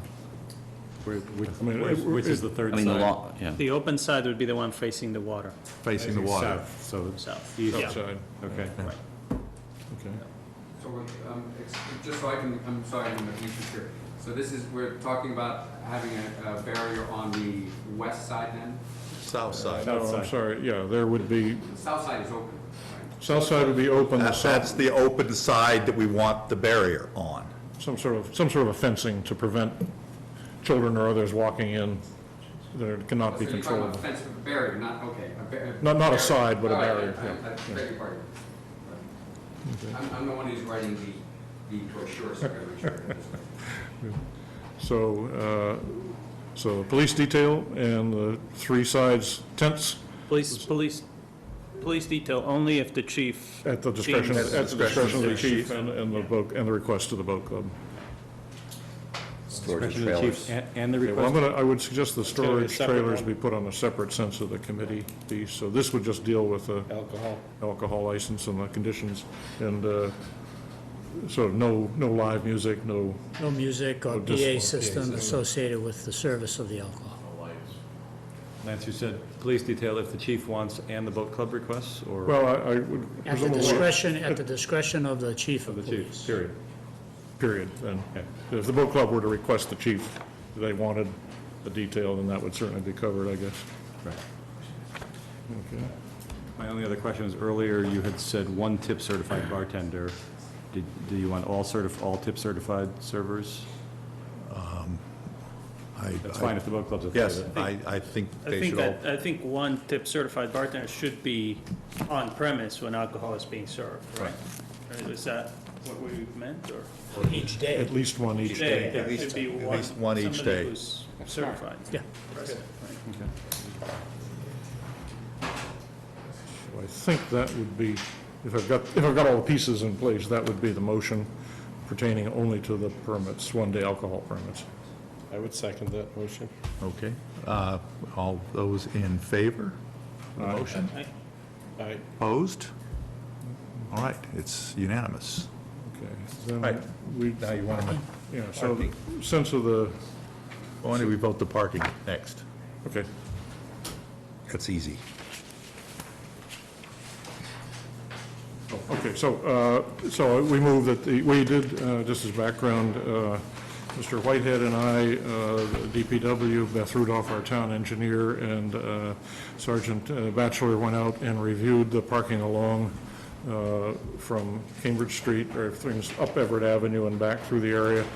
And I think regardless of the parking by the boat club, what we were concerned about was with the realignment of the intersection, which gives a T intersection now safer for cars, they've also narrowed the road somewhat, and we observed as we parked right in the curb, and we watched cars coming both directions over a period of about an hour, and it was very tight, and both the sergeant and our town engineer agreed that we should remove the parking from Route 3 up to at least the O'Donnell's driveway. And so I think what Beth Rudolph said that we should hold a public hearing on that, but she's recommended we take authorize a temporary no parking requirement, basically from Route 3 all the way up through the O'Donnell's driveway. And if the board were willing to consider it, we could also, for the purposes of this, extend it down the beginning of Edgewater. Whether we do both of them as permanent would be subject to a hearing, but this would be just sawhorses and signs saying no parking less than such hours or days. So that was her recommendation, and I think she's left, but this would be a short term. Is the gate there on Everett going to be an access point for? That would still be access point to people, but they would not be able to park in front of the gate. Right, okay. It's very, when two cars are passing on the remaining Right. property and there's a parked car anywhere along that space, it really, Forces cars out beyond the double line. people are crossing over the double line quite regularly. So, and there's the visibility coming around the corner when people are trying to turn is somewhat limited too. Okay, so temporary no parking signs from Cambridge Street to. So this would be Cambridge Street, in this case, I guess we'd say Cambridge Street up to Edgewater and, I don't know, Beth had said 48 Everett Avenue. yeah, well, that was the short term, and I guess the question is, do we want to restrict it for the purposes of this few days on Edgewater also? It's up to, Yes. okay. So then, You gotta have a question there. yes, ma'am. Just a point of contention, a point, not of contention. You mentioned the O'Donnell's Oh, yeah. driveway. We are also the O'Donnell's at No. 42 Everett. We could go all the way around the corner. It's different O'Donnell's. Yeah, okay. But if you start the parking at the fire hydrant just on the other side of Edgewater Place, we are going to have a wall of cars all the way down the street. And that's part of the issue. You did say that it would be addressed, but I would appreciate it if part of the frontage of 42 Everett also had no parking for the regatta, because you go further down, there are always driveways, there's a nice, 2 or 3 cars can park, and there's a driveway, 2 or 3 cars can, but we can have 6 cars. It's really a wall of cars and that's exactly what will happen if you just if you go all the way to Edgewater, then on the other side of Edgewater is our property, and the cars will just start jamming right in, down the street from there. I see a hand in the back. Trying to be constructive, Todd Ulick at 47. I've lived here for 25 years. I'm concerned as Louise is about displacing things up, but for purposes of this regatta, which I think is what we're discussing tonight, I think one critical factor is what you consider to be the responsibilities of a police detail. Typically, that person would stand in one area. the safety problem on Everett has to do with people parking too close to crosswalks, too close to fire hydrants, too close to intersections, and also to driveways. So by displacing things up, if there isn't a policeman surveying the wider neighborhood where cars are parked, you're introducing a safety problem, even though you're eliminating one, as you say, or reducing one, as you say, at the curb. So the police detail responsibilities, I think, is important to address here for purposes of the regatta, and then good luck, going forward, but for purposes of the regatta. So Sergeant Batchelor said he would try to enforce, but of course you can't have too many policemen in too many places at once, but he would try to prevent people from doing that, and I expect that he certainly authorized to ticket people who are overlapping driveways. This won't solve the whole set of parking problems, I appreciate it. I guess it's the board pleasure whether we want to go up to 42, temporary in Edgewater. For this purpose, it would be just for the 4 days, or for the weekend and the 4 days, I guess. And then Beth recommended that we hold a public hearing to ascertain in more detail what we want to do and how we want to post the area. And this is a problem primarily during the June, July, early August period. It's not a full year, so this would be a temporary solution. It would not solve all the problems, clearly. So I guess So we're talking about the north and south side of Everett Avenue. I Well, guess. there is no parking on one side. yeah, there's no parking on the north side. No parking on the north side already. Right. So we'll be temporary parking, no parking on the south side of Everett Avenue up to and including Pick a number. 42. Well, what about until where the intersection with, what's that, Sheffield ends? Well, that's on the north side. Right, But he's saying but on the across the south street side, from that. up until where the intersection Oh, with okay. Sheffield is, which goes right past 42, right? Okay, so no parking on either side. Sheffield West, Sheffield West, Sheffield West. yes, So no parking west of no parking on Everett west of Sheffield West? right. Yeah, that's a diagonal, that would not affect, that wouldn't help us. Okay. And Edgewater? and Edgewater, yeah. Okay. Sheffield West is effectively opposite Edgewater.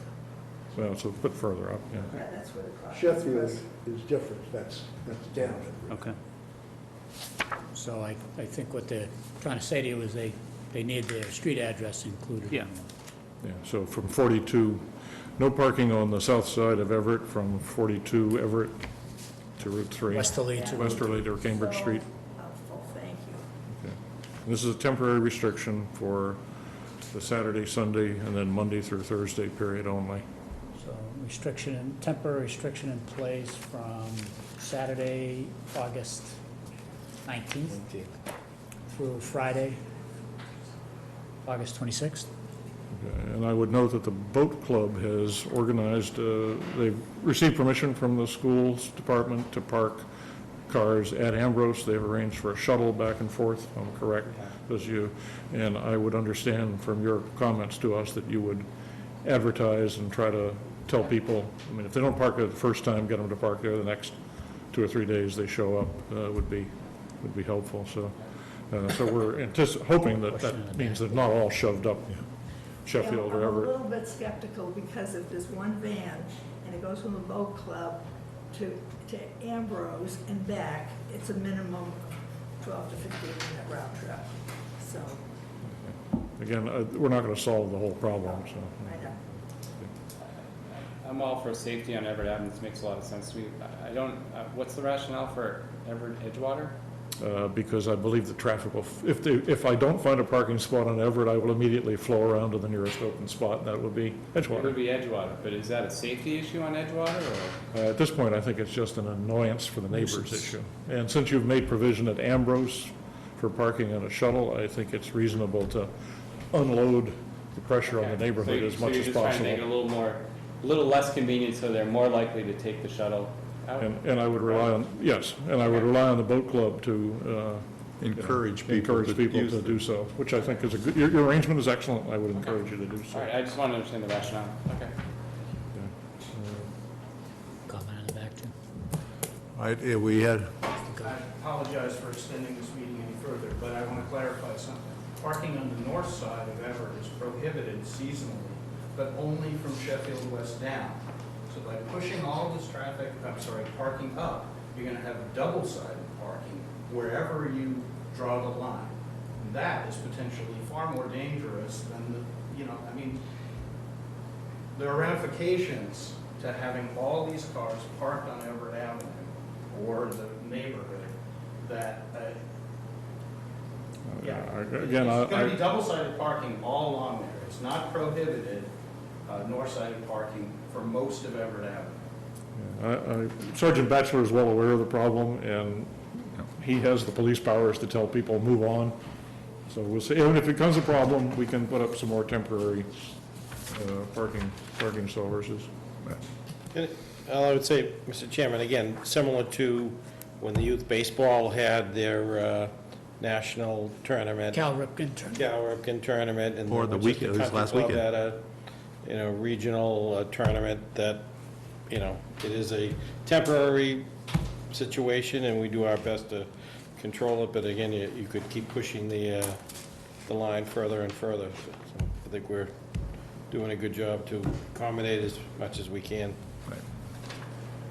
So that's, as a motion, whatever, the detail. That's the longest motion Yeah. in the I history think of we said, select- we've said this is a motion to authorize temporary no parking on the south side of Everett Avenue, westerly, from 42 Everett to Cambridge Street, including Edgewater, Both sides of Edgewater. both sides of Edgewater, from August 19th to August 26th. Okay, so moved. A second. Second. All in favor? Aye. Opposed? Okay. Unanimous. Now, your Sense final of the motion. committee. So that it is the sense, so it's the sense of the committee that the following agreements have been reached with the boat club. In regards to the tent, that the board would prefer that the tent be located on the Route 3 Cambridge side of the boat club, that if that is not feasible, then it be located on Swanson Cove in the location shown on the boat club's proposed map. That is detailed in the beverage permits that if located on the Swanson Cove side, that 3 sides of the tent be enclosed. On the 4th side, which would be open to the south toward the water, that it be barricaded or fenced in such a way as to prevent people from accessing liquor areas where they're serving liquor. So it's not to be closed, but to be just a barrier there. That was the liquor license condition. Yes, that too, but I'm just reinforcing that. Okay. With respect to trailers, that the trailers, both during the day and the evening, be housed on the club property. They may displace parking to Ambrose. And we'll leave the boat club to work out the details, but they will not be, neither boats nor trailers will be parked on the Swanson Cove side. Except where legally permitted today? I'm talking about snipe class trailers and boats. Comment in the back. Yeah. We're allowed to keep boats on that property, we do it today. I think this is our understanding that for this particular event, Okay. we can keep them on the boat club property, and then we won't have to put a thumb on the scale of whether it's backyard, front yard, allowed, unyard. I understand council's argument that it's debatable, and we don't want to set a precedent one way or another. So I would think we would prefer to be, the trailers be stored. Can I speak? Sure, yeah. There's physically no space. That's why we're putting it over there. I understand, but there's The alternative is I out in the parking lot, which is, you got a safety consideration. understand, but I think they can be racked up if they're empty out on the parking lot. It means displacing cars to Ambrose.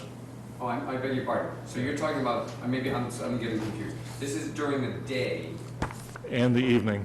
I think it's our sense of the committee, given the legal issues at hand, that it would probably be best if the boat club figured out how to stack the trailers during the day on the club property and store the trailers and the boats on the club property or elsewhere during the evening. So no boats, no trailers to be stored on the Swanson Cove property.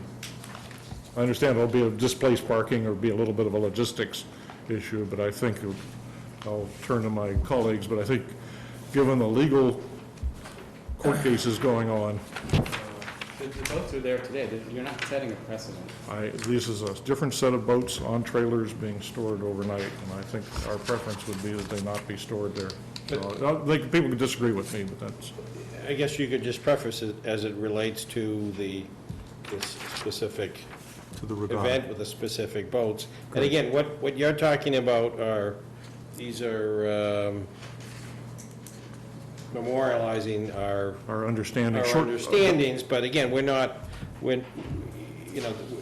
enforcing these. It's really Al and his interpretation of the zoning bylaws and what rights that Correct. the boat club. And the preface would possessed also for be, many years. this is short-term and applies only through this Saturday, Sunday through Thursday. I guess I heard that, from Jackie, that there's plenty of parking down at the Tufts Boat Club. There is, it's a really big lot. Why can't you be storing the boats overnight there? As well as Amber. It's not protected. You're asking people to come from far corners and put them in a place that doesn't have any night watchmen. There's no oversight. It's a completely unguarded area. And there's no way of really launching the boats here. The boat ramp is not suitable. I'm not asking that you launch them there. I'm just simply suggesting that you store them there. No, but this is, just so you understand, we put them in the water in the morning and then come out at night. Yes? The only way to be able to do it is have everybody take their mask down, put them on the trailer, drive them all the way around, and repeat that every single day. Just so I can understand, is that what is that what you're suggesting? Because that's what would happen to every difficult parking space. But I think there. Yeah, can Is- council make? If you say that the boats and trailers related to this event, not the ones that are currently there, are not stored on the open space parcel, the Swanson Cove parcel, they'll figure out whether to take them down to Tufts or whether to reconfigure the parking. Or Ambrose, I mean, that's policed and visible at night. The only thing you care about, as I understand it, is that they not be on that parcel. Yeah, I think our concern and the discussion is that we do not want to set a precedent for or against the neighbors or the boat club and leave a question open to the zoning enforcement officer. I don't think the zoning enforcement officer is going to be able to unscramble the legal questions that council and others have raised, We met really with quickly. So Al on July 12th, Jim McGowan and Charlie Price, to review the boat parking and the permissibility of the tent. At that time, he gave us the green light that we were okay to do that. So that's been our planning assumption all along. I understand. Plenty of time for us to make alternate plans.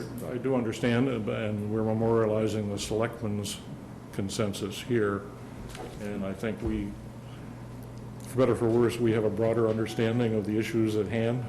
We'll I think we'll figure it councilors- out. The boat club Let them sort it out. the boat club did offer that they would indicate, and I hope this would be in a letter form, that they, any of the conditions or concessions made, you would agree that they would not impact present litigation? Yeah, I was not aware of that conversation. That was between council. Okay. So, I think that would resolve a lot of these issues, that we're trying to prevent, we can't completely hamstrung. Let's add that as one of the So we can bullets. add that as one of the, one of the conditions, so we don't have to, we can't say have an event and then not have any place for them to put their boats, so it just would be a little bit crazy. So if the concern is the litigation between the neighbors and the town, then, we can address that. Then let's word the trailers as the board, it's the sense of the board that we strongly prefer that the trailers and boats not be stored on Swanson Cove property. I thought we had a conversation earlier tonight, and I have it marked up here, that We did. that the trailers would be kept on the southwest corner of that property, away from. We did have that discussion. I guess we've progressed beyond that. I think, listening to council, I'm sort of now more aware of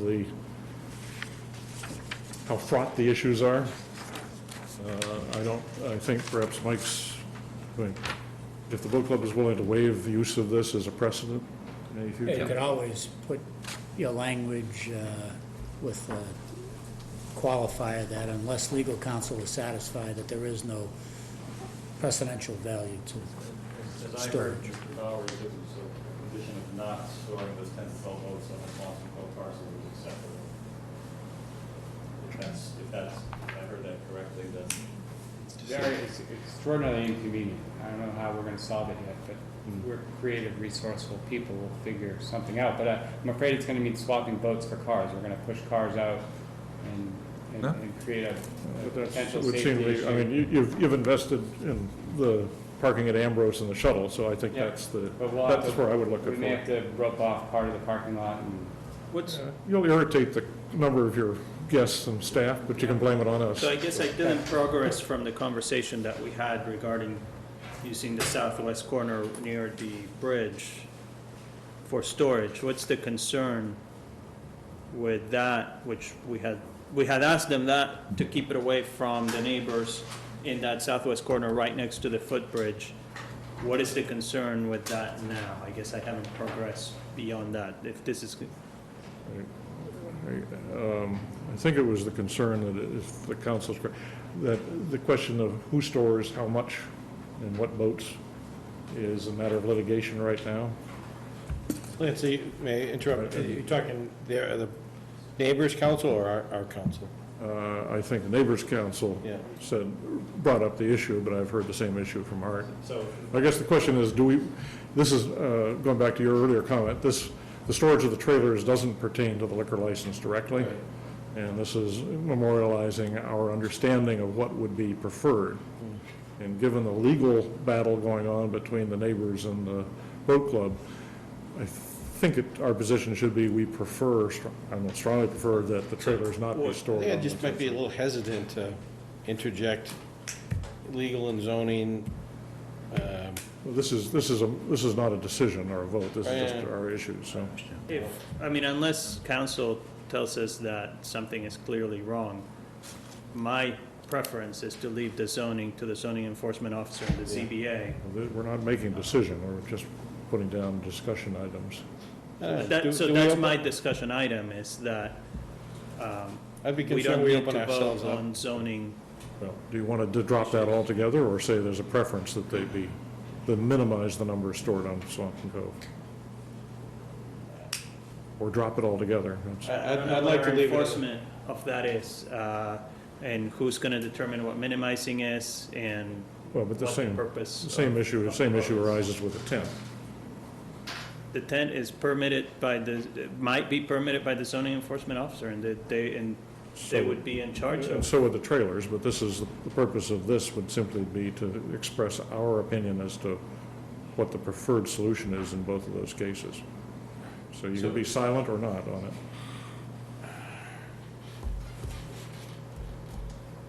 I think I'd be inclined to just leave it to, I think the board has already in many instances conveyed what we'd like to see happen to accommodate, the neighbors, but it's really gonna be Al's with Art's input. Well, do we want to drop the sense of the board altogether then? I think the goal here is to minimize the impact to the neighbors, and limiting it to that corner, the southwest corner, But we have, that minimizes the impact on any neighbors. you're correct, but there's nowhere that that's on record at this point except our discussion.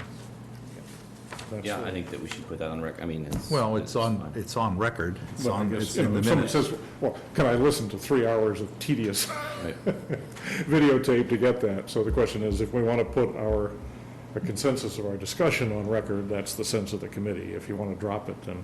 But, so true or false, would Al have the superseding ability to say, Yes. Yes.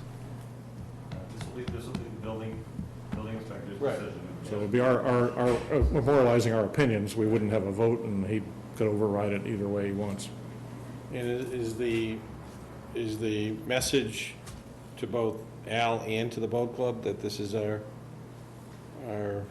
wishes? Yeah, this is a Yeah. sense of the committee. It's not Sense of the binding, committee. it's not a vote. I mean, as such, it's just memorializing what we discussed. Sure. Thoughts? Yeah, I mean, Yes. it's fine. I mean, we'll just keep Mariano? Moving through it. As I said, my goal here would be to memorialize that we encourage the boat club to minimize impact to the neighbors by keeping any temporary boat storage to the southwestern corner near the footbridge, which is closest to the boat club property. Okay, or on the club property. Or on the club, or on Okay, the that's front fine. CI property. Yes, sir. Fine. So, Yes. Marion, you asked whether there was any actual sort of legal issue was there. There's two issues. One is that the special permit from 1997 says, no boat storage racks shall be installed on the land. I take it that these dollies, these small trailers. Temporary. They're not racks. Installed. They may be racks, but they're not installed, so I don't think it violates the special permit. The other is that that location is in the 25-foot, little buffer zone. Now, they're not building anything against the storage racks, but I'm not sure the Conservation Commission would like to see them there. That would be the only other issue. Well, we can still move forward with what, yeah, I mean, what Mariano said is fine. I mean, if the Conservation Commission says no, then they say no, then that's, but as long as they're making an effort to minimize the impact on the neighbors, I mean, it's, I don't know what else we can do here. I mean, I think that, this, event is. That's fine. Mario's language is fine. Either there or on the boat club property, but I think minimizing the number would be the plain message. Second point, or whatever, fourth point would be that the parking will be provided in Ambrose, and the boat club will provide a shuttle and encourage as many attendees as possible to use the remote parking space. That I think that it would be a police detail to manage traffic, and at the discretion of the chief of police, I guess repeating what we said before. I was going to say, that's sort of repetitive. Okay. I mean, that's already a condition of the license. That's fine, So we can drop just keep that. going. That's fine, it's good. That's the list that we had, that we discussed, that I kept track of, unless you have Yeah, others. no, it's good, it's fine to have it on there. Right. Can I just make one statement? Sure. Jim McGowan, Vice Commodore of the Winchester Boat Club. Just to be clear, the Swanson Cove property, or the open space parcel, is made up of Lot A and Lot B. It is a 68,000 square foot parcel. Lot A is a 15,000 square foot parcel directly over the bridge where we're speaking of. There are no restrictions on that property. It has the special permit, but it does not have any restrictions on it that the larger parcel where the tent is has restrictions. I just think Yeah. that's an important. But this is that's a question, that's an issue that's part of the litigation, so, I mean, we're not going to reach it, so. Yeah, I just wanted to make it clear yeah. because it didn't seem to be. We're just, we're just giving a general sense of the board, we're really not making use restrictions, at this point, so. Right. All right, so I guess we have that memorialized as a... As a, Was that a motion, or was it just? Census. yeah. sense. It was a motion that the sense of the board Board be is as follows. Right, and I'll add a friendly amendment to that. I would like a letter to go out to the abutters. I know Mr. McGowan and I spoke about this, just about the schedule, what's going on, so people know who's coming and going. The town can provide you with mailing labels of the abutters and neighborhood, so, and the other, and even the abutters in the Ambrose area, because they're not going to have any idea what's going on. So, and there will be some traffic there, so it will be, a minimal amount of mailings, but certainly I think it will be helpful to communicate with the parties affected. accepted. Okay. So, you want Do you want me to read them to... back? Why don't you read it back? Yes, please. The short form, please. Okay. Sense of the board. The tent should be located on the Cambridge Street side, but if this is not feasible, the tent will be erected on Swanson Cove as shown in the diagram presented to the table. 3 sides of the tent shall be closed, with the 4th side open and barricaded to prevent unauthorized access. Trailers, both day and evening, should be housed on club property.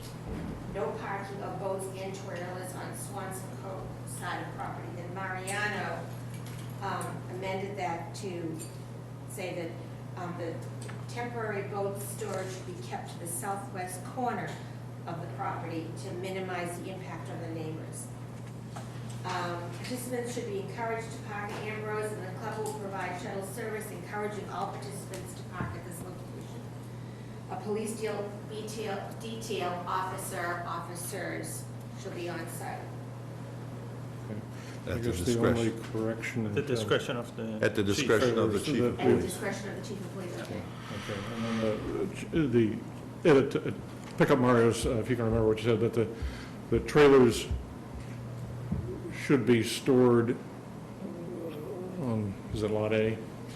In the southwest corner, or on the boat club property, and we would prefer the minimum number of trailers be stored, the number of trailers stored on the Swanson Cove side be minimized. And we had Mike's amendment that the boat club provide notice of the schedule to the abutters. I have that. Oh, okay, I sorry. didn't get there yet. Okay, sorry, yeah.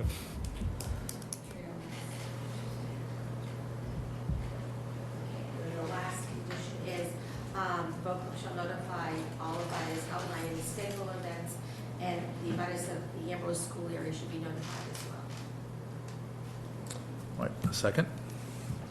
Second. All those in favor? Aye. Lance, is that your motion? Yes, I'm Yes. afraid so.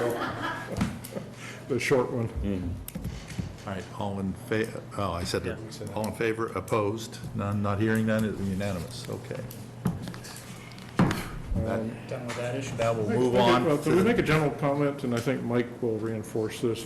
Given the amount of time we've spent on this, I don't want to get into the legal cases, but I do think it would be incumbent upon both the neighbors and the boat club to talk together more often to see if they can either discuss or arbitrate these issues. It seems to me that it's become rather diplomatic loggerheads on this discussions, and I think having spent this much time on these kind of issues is really not exceptionally good use of the selectmen's time, so I would strongly encourage, and I don't know what the mechanism is to convene a sort of a set of discussions, but I think Mike has volunteered his services as an intermediary to, he'll buy coffee for everybody who can stand up that late, but I think it would be very helpful with people. This is, I mean, the boat club's been there for a very long time, neighborhood's been there for even longer, I think, and to have it go on again and again and again over issues like this is probably not productive, so. Okay. Mariano, absolutely. Mariano, you're ducking out here quickly, but I've,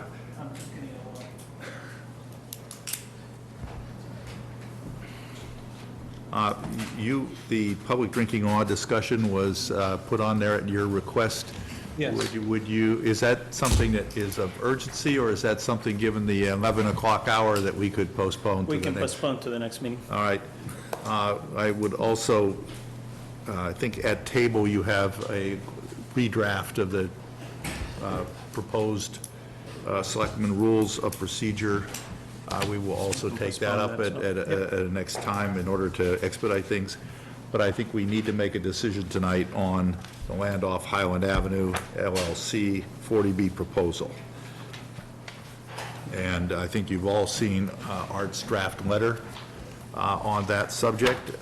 Did anybody have comments?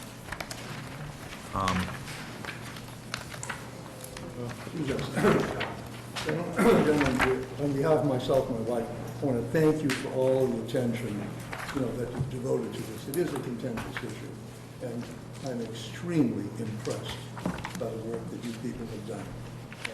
And thank you again. Well, thank you. Thank you for your patience. Thank you. It's your patience. Thank you. All right, we have one, just, Art? It's right behind you. Yeah, why don't you come around to the front? Much for this topic.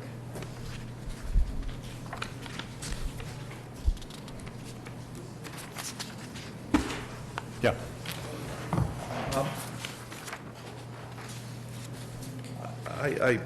I've read this, and, I think, given all the input from staff, you've kind of summarized it pretty well. The only issue that I felt is missing is this issue of, because we have a letter from one of the abutters showing a photograph of water flowing on what appears to be the land off Highland Avenue parcel. And I just wondered if that was something that was worth including in this letter. I hadn't seen that. I don't have that letter.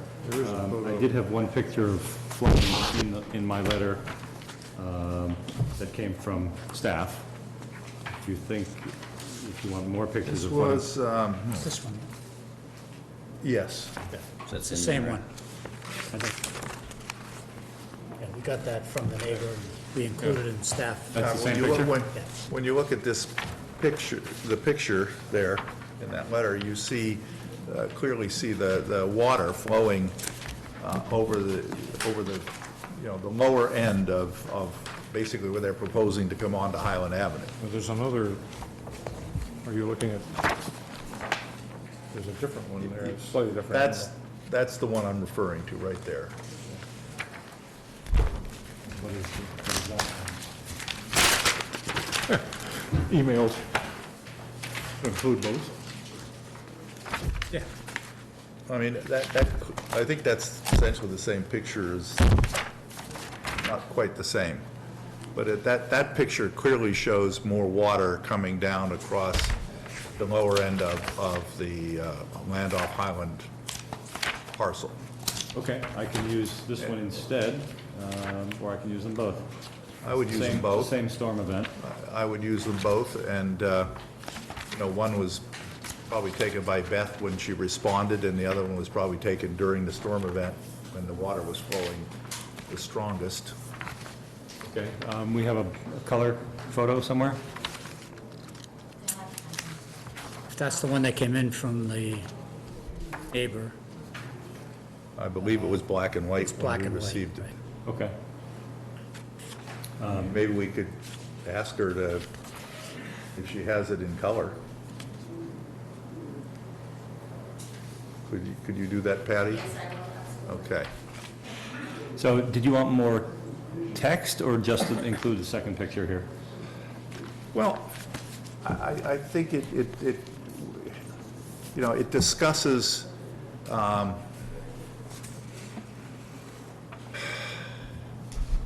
it would be more pertinent, I guess, if it was the only entrance, but we still have this fire gate, which we haven't really had a clear indication from DCR whether they'll grant it or not. Well, And I think you said that it's not, probably unlikely Yeah, that that's they what- would that's what grant we it. think, right. That leaves this the only entrance. You know, if there is an event, or, you know, these are people who are going to have to come down a rather steep slope to get out of the property. You know, if that storm happened in the winter, that could create an extreme public safety hazard. Okay, so I can add the second picture, and I can tie this back into the DCR North Border Road discussion by saying this will probably be the only entrance. Be the only entrance, it is subject to flooding, Yeah, and, you know, a potential public safety issue exists if, you know, in the winter. Yeah, Okay. I don't know, were there any other comments from people? yeah, just I guess suggestions. the most disappointing thing was the Yeah, I think. change in you- opinion of the police you- chief, or the fire chief. You sort of put lead-in headers to a number of these things, you know, the project and the site. Yeah. Description, in the next paragraph, the application acknowledges, it would be useful to put in, another header says that, you know, the application provides, you know, I don't know what you say, discriminates, but it doesn't provide the same units for the affordable. You want, I mean, well, where you, with the you want a point. subheading there? Yeah, I think a subheading, I think it would be useful to break these into very clear subheadings, because then the next one goes down as talks about access.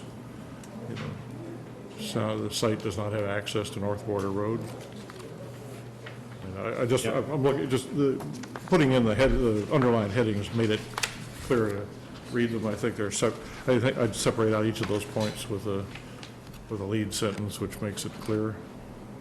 Then on page 2, There's discussion of the site walk we took and the suggestion of the applicant and town collaborate on a project. Yep. I don't know, is that, I mean, it's relevant in the sense that of process, but is it relevant to our comments on his 40B application? Yeah, absolutely. Okay. Because they're not going to deny it, they never do. Okay. So what you're really hoping for is for them to defer it and encourage the parties to. Then do we add to that paragraph? That's in the conclusion, that's in the conclusion. Right. We asked to defer because of that Yeah, conversation. well, okay, so if I leave it in, then the question I had, the planning board had a good discussion, basically said that the applicant, in meetings with the applicant, they found that he did not think that serious schemes 1 and 2 were viable, and maybe the third one was shared some of the cases. Well, I mean, I think the planning board's discussion calls into the question how many of these proposals are actually viable. Well, And do we cite the planning board's comments in this paragraph? well, I didn't have the planning board letter when I wrote this. We could, but I didn't want to focus on those 3 alternatives because nobody likes those alternatives. Oh, I know, but to the point of the application process, we've offered to do some joint development. Right. He submitted 3 schemes for that. The planning board's comments indicate that none of those schemes are workable, and he apparently admitted that. So, I mean, you're sitting there saying, Yeah, they weren't really joint development proposals. okay, They were schemes that, He developed. yeah, they were just his. All the development was still mostly on his side of the line. okay. But I guess the point, this paragraph suggests that somehow there might be positive movement in that area, and what we got back was not joint development schemes. I thought I could say with a straight face that there may be some positive movement, and that's a reason for them to defer the project eligibility letter. Okay. And, The way we left it was, I need to get back to their council, with whom we met, to urge that they redesign, some new conceptual design that actually encompasses both properties and provides more than the number of affordable units than they were talking about. So the only other issue that I thought that's on their criteria was missing was perhaps just the distance to town center. I mean, a number of the reviewers said you're basically a mile and a half. Planning board said it, you're a mile and a half if access to town facilities and shopping centers is a criteria for locating for eligibility. This one is, I mean, basically this means that any applicant for the affordable units must own a car to get, or be ready to walk for a couple, 3 miles round trip every time.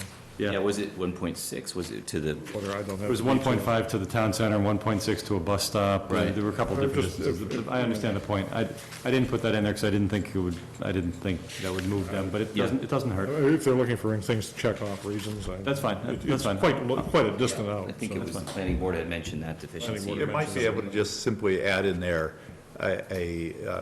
an elevation change of, you could get that from Beth. She could tell you what the elevation down in the town center is and what the elevation at Highland Avenue is, and you could tell it's a change in elevation of so many feet. And it's probably pretty substantial. It's a good hike. It's a good uphill hike. Or downhill is the. Okay. I will make those changes, and this is due on Friday, the 18th. I can't get it up to you tomorrow. Well, they're meeting on a Wednesday, and they're meeting Friday. We're gonna have a meeting on Friday morning at 9:30. For this purpose? Or? Well, we can make it, we can add this to Final the draft. final, Okay. approval of final draft. Okay, that's fine. And who's signing? Richard? Richard. Okay. And Richard, you'll tell me who the CCs ought to be? Volunteer. Or I can just leave it to you to distribute. I don't have to list all the CCs. Yeah. I wasn't going to attach the various staff comment letters because some of them were equivocal, some of them were not really ready for prime time. Do usually attach the citizen comment letters, so that they all get in mass housing, just for attachment purpose. Okay, so what do you have from people? We don't have that many. We have just a small handful, So you attach the citizen ones and not the staff? not staff. Your staff is kind of To you? encapsulated in your comment. Okay. And you have, would that include Ann Sarah's Oh, it's perjury Ann's. letter? I think it's a citizen Yeah, whatever it is. Yeah, Whatever we it have is. gotten, whatever we have gotten is Mass Housing can make their own decision. yeah, whether or not to All right. Wait to- consider it or Yeah, I don't think we need much. I think this is a really good summary of the staff's memorandum, so thank you. It was a good job.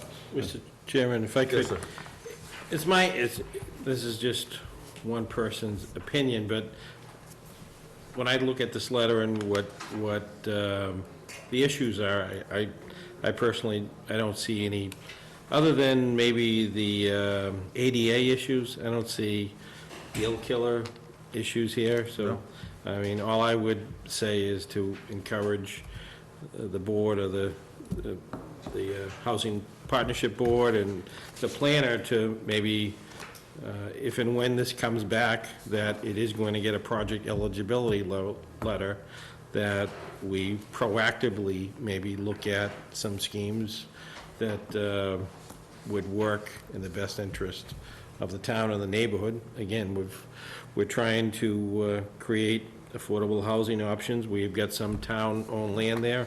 Like I said, it's just, you know, it relates to the water runoff. Engineering could fix that. You know, you're talking about distance.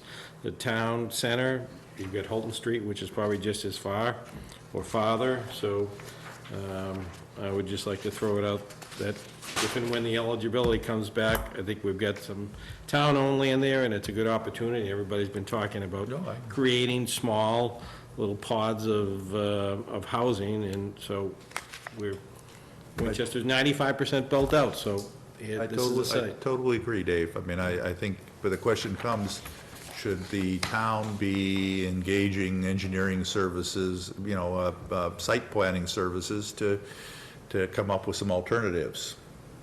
I think the question is more, is his current application ready for prime time? And I think the Yeah. answer is no, maybe not, maybe not. And but that can be amended. these But- addresses yeah, need to but- be. So the standard is simply whether the conceptual project design is generally appropriate for the site. So the ADA issues, although legally important at the Right, ZBA that's the level. one, that's getting meat on the bone. Well, no, hang on, I'm going the other way. That's important at the ZBA level. That's Right. It's not as important for determining whether this site is generally appropriate. If For it's project it's a- eligibility. Yeah, it's a building design issue. The important ones for project eligibility, if there's any chance of getting their attention, it's on the single access because of North Border Road / flooding issue. But the fire chief, No, his commentary is what it is. Yeah. Right. No, so I didn't, right, I mean, I finessed his, But then again, you get a flooding, flooding situation, one of these places gets hit by lightning, he wasn't really looking at flooding, he was looking at turning radius for his trucks. yeah. And he was satisfied with what looked like a small cul-de-sac at the end. He was okay not having that second egress, and that was a bit of a surprise, Yeah. but he didn't opine on the flooding. and again, I would look at that as an engineering aspect that, you know, could be played out at the ZBA. It'll certainly be ZBA played, level. it'll certainly be played out there, too. Right. Yeah. All right. But the so- question, but that still, Dave, is only addressing his proposal. Right. You know, it doesn't get to your issue, which is we should be Proactive. proactively coming up with broader ideas for the site that encompasses some of the town-owned land. Yes. Well, I think Yep. we'll So, but proactively he- continue to engage Mr. Miller. I mean, I think. Well, here's the, if you recall, we had a session on that topic. Yeah. Executive, which we were entitled to have, on the negotiations, and one of the concerns is Art and I can come up with some good ideas about what might be achievable, you know, with land swaps and redesign and everything else. The question is, does the board, have objectives and goals, whether it's something that's, do you want all of the affordable units that are in the proposal, or as we talked about, would you prefer that an outcome that is more amenable to the neighborhood, lower density, and we're able to get something out of it, that gets 22 Highland Avenue corrected, and maybe get something productive by using some of the town land? Again, you'd have to propose all that to a town meeting, you still have to have an RFP process as part of land swap. But, I mean, Art and I can go at it a couple different ways. It's the board really that tells us, what's an acceptable notion or proposal. But this letter addresses only the question of whether his Yeah, we're talking, existing yeah, we're just talking. 40B application is. I mean, there's obviously a desire to, play this out. It's just, I'm seeing a project eligibility letter come back, and Yeah. let's take advantage of an opportunity to do something. We've got town-owned land, we have there is a structure already there. It had been there for many, many years, and, the flooding got the better of it, but again, through engineering, maybe there's an opportunity to do I something that works. think in my non-professional land use opinion, there is a solution there, but it will require probably substantial land swaps. Yeah, I mean, it's really threading the needle. It's a little Yeah. bit more than just, I mean, we probably need to have it on our agenda for a separate session if we want to even sit down with Mr. Miller at some point. But we need, So- I looked at the plan, and I can see a way of getting at least six units, which would give him his 4 private homes, and we'll take, if Well, let's he set a built, session to discuss it. I think that's beyond the scope of Yeah. this discussion. Yeah, it is. No, absolutely, but I think, But we can, the point is, Art and I can continue to work at the idea of whether or not there's a different solution. The discussions with Miller and his counsel don't end at the project eligibility letter stage. The ZBA process is long enough, and then Miller faces the possibility that neighbors will appeal because they don't want 24 units in their backyards. So he knows he's got a long road even after the project eligibility, and so we should continue to have the discussion about a different concept.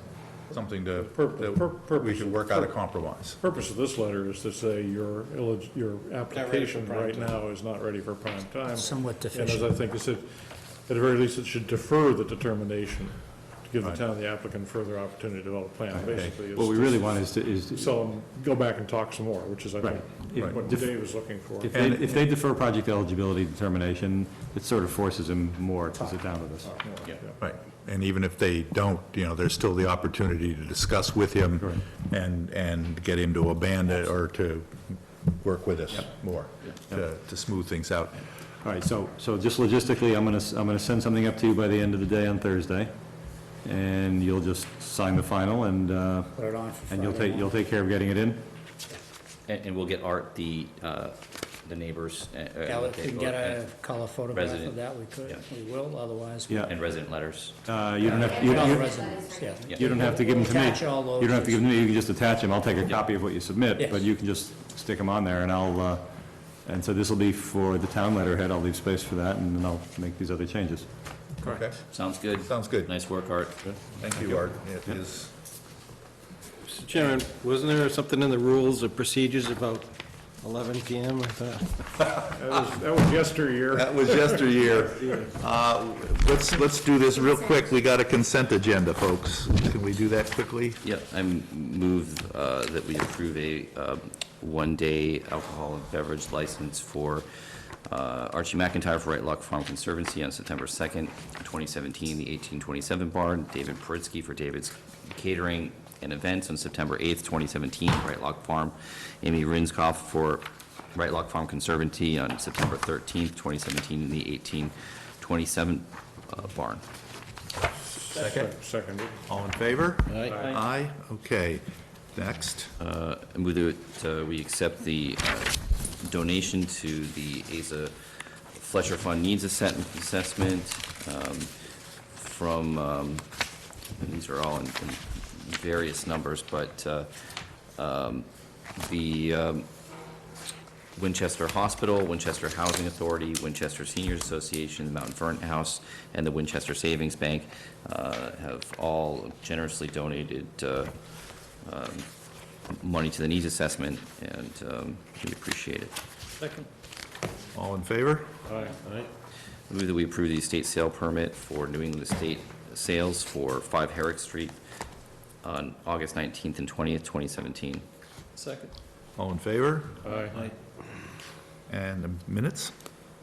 I move that we approve the minutes, or we'll take any corrections from board members for July 31st, 2017. Second. Any comments or additions? Seeing none? All in favor? Aye. Aye, okay. Motion to adjourn. So moved. Second? Yeah. All in favor? Aye. Aye, thank you.